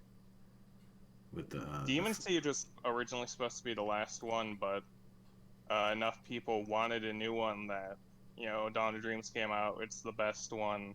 The story, best video game story of all time, best soundtrack of all time. Well, I don't want to say best story. I think Nier's story is like better, to be honest. But Nier's like best story for its time. You never know, man. Like shit. How many years do we have to wait to get a fucking proper Devil May Cry sequel? Almost the same amount of time. I think Devil May Cry 4 was 2008. Yeah, best fucking best game soundtrack of all time. It gets me hype every time I hear it. Like not too long ago, I got to play it a bit, and I was in tears with how much this game means to me. Like, oh god, like I can just. That's what it's supposed to do. This was my childhood. That was like what I played growing up so much. And when you can play a game that old and it still hits that spot, you know it's the best. You know it. Yeah. Deep down. I mean, that was Nocturne for me for the longest time. I could still pick up that game and be real happy, and then, Persona 5 just kicked that thing in the dick and said, get the fuck out of here, and then Last of Us came in. Actually, Last of Us came in and told you, get the fuck out of here, you're going to be number 2. And then, my number 1, which you should all know, is God of fucking War. Kick Last of Us Part 1 out of there, and then 2 just still isn't. Besides that first initial kick in the gut of Last of Us Part 1, the thought of losing a child is so wrenching and it sucks. And it's not something I like to think about. But the journey you take with Atreus, with Kratos, is the most meaningful relationship in a video game that I've ever experienced, period, as a father. A little bit of context for you people, because obviously this is my first podcast and probably my second video I'll be uploading to this channel. I was a Marine. I have, as I've said many times, I have 5 children. And my original streaming name was Darth Leino. My name backwards with Darth. I'm a huge Star Wars fan. I played this game and instantly knew that I needed to change my PSN name, my Twitch name, everything to Dad of War. I'm a father, and I've actually been to war. I went to Afghanistan. Story for another time. Anyway, this game touched me. Like, I'm sure it touched most people who played it, especially if they're a parent, and especially if they're a father. I get it. A mother can feel the same emotions, but, it's not the same playing Kratos as a woman. Maybe it is. I might be speaking out of turn. If I am, I apologize. But as a father with a son, there are so many moments he has with his son that I have had in real life. I want to keep it short and sweet because it's an older game and it's been talked to death as one of the greatest games of all time. It is my greatest game of all time. I simply want to put, it is not perfect. It's got some jank here and there. People don't like the fog. Go ahead. It's a PlayStation's hit, which means it's always really cheap, and then it goes on sale for even cheaper. There's no excuse not to own it. Yeah, fact. People don't like the fog area. Let's get all the bad out of the way. The fog area is kind of a trog. It's a maze. People think it's annoying. If you're not trying to platinum it, you don't really have to fuck with it, so... It's longer than any other God of War. Some people don't like that, but... I mean, if you main path it, you're talking 20 hours. I know, as I just said... We're all adults here. Not everyone has 20 hours, but I'm assuming if you're listening to a 3-hour podcast about video games, you're about that life of putting in that work. So if you have a PlayStation, please play it. But the moment that I want to speak on about is a real simple one. It's his first kill of an animal. He pulls out the arrow, and he looks sullen. His face is sunken. He's kind of sad, He's never hunted before. Kratos goes to reach out and put his hand on his shoulder, shudders, and pulls away. I've had that moment with 3 of my 4 children where they're sad and upset about something, and I go to say anything, and I just can't. I don't know what to say to comfort them. I don't know what will make them feel better. So instead of saying something that might hurt or upset them or make them think I think they're weak or they did something wrong, I rather just say nothing in hopes that my silence is a way of saying it's okay, even though I'm not even sure if that's the right thing to do. It's a weird and touching moment to have. And it's never been portrayed in a game. If it has, I haven't seen it. God of War touched me on a very personal level on that one moment alone. Let alone the fact that the game is an absolute fucking blast to play. Giant set piece moments that you come to expect from the God of War franchise. And it makes you care about Kratos. As I said, it's been spoken to death. It's a great fucking game. If I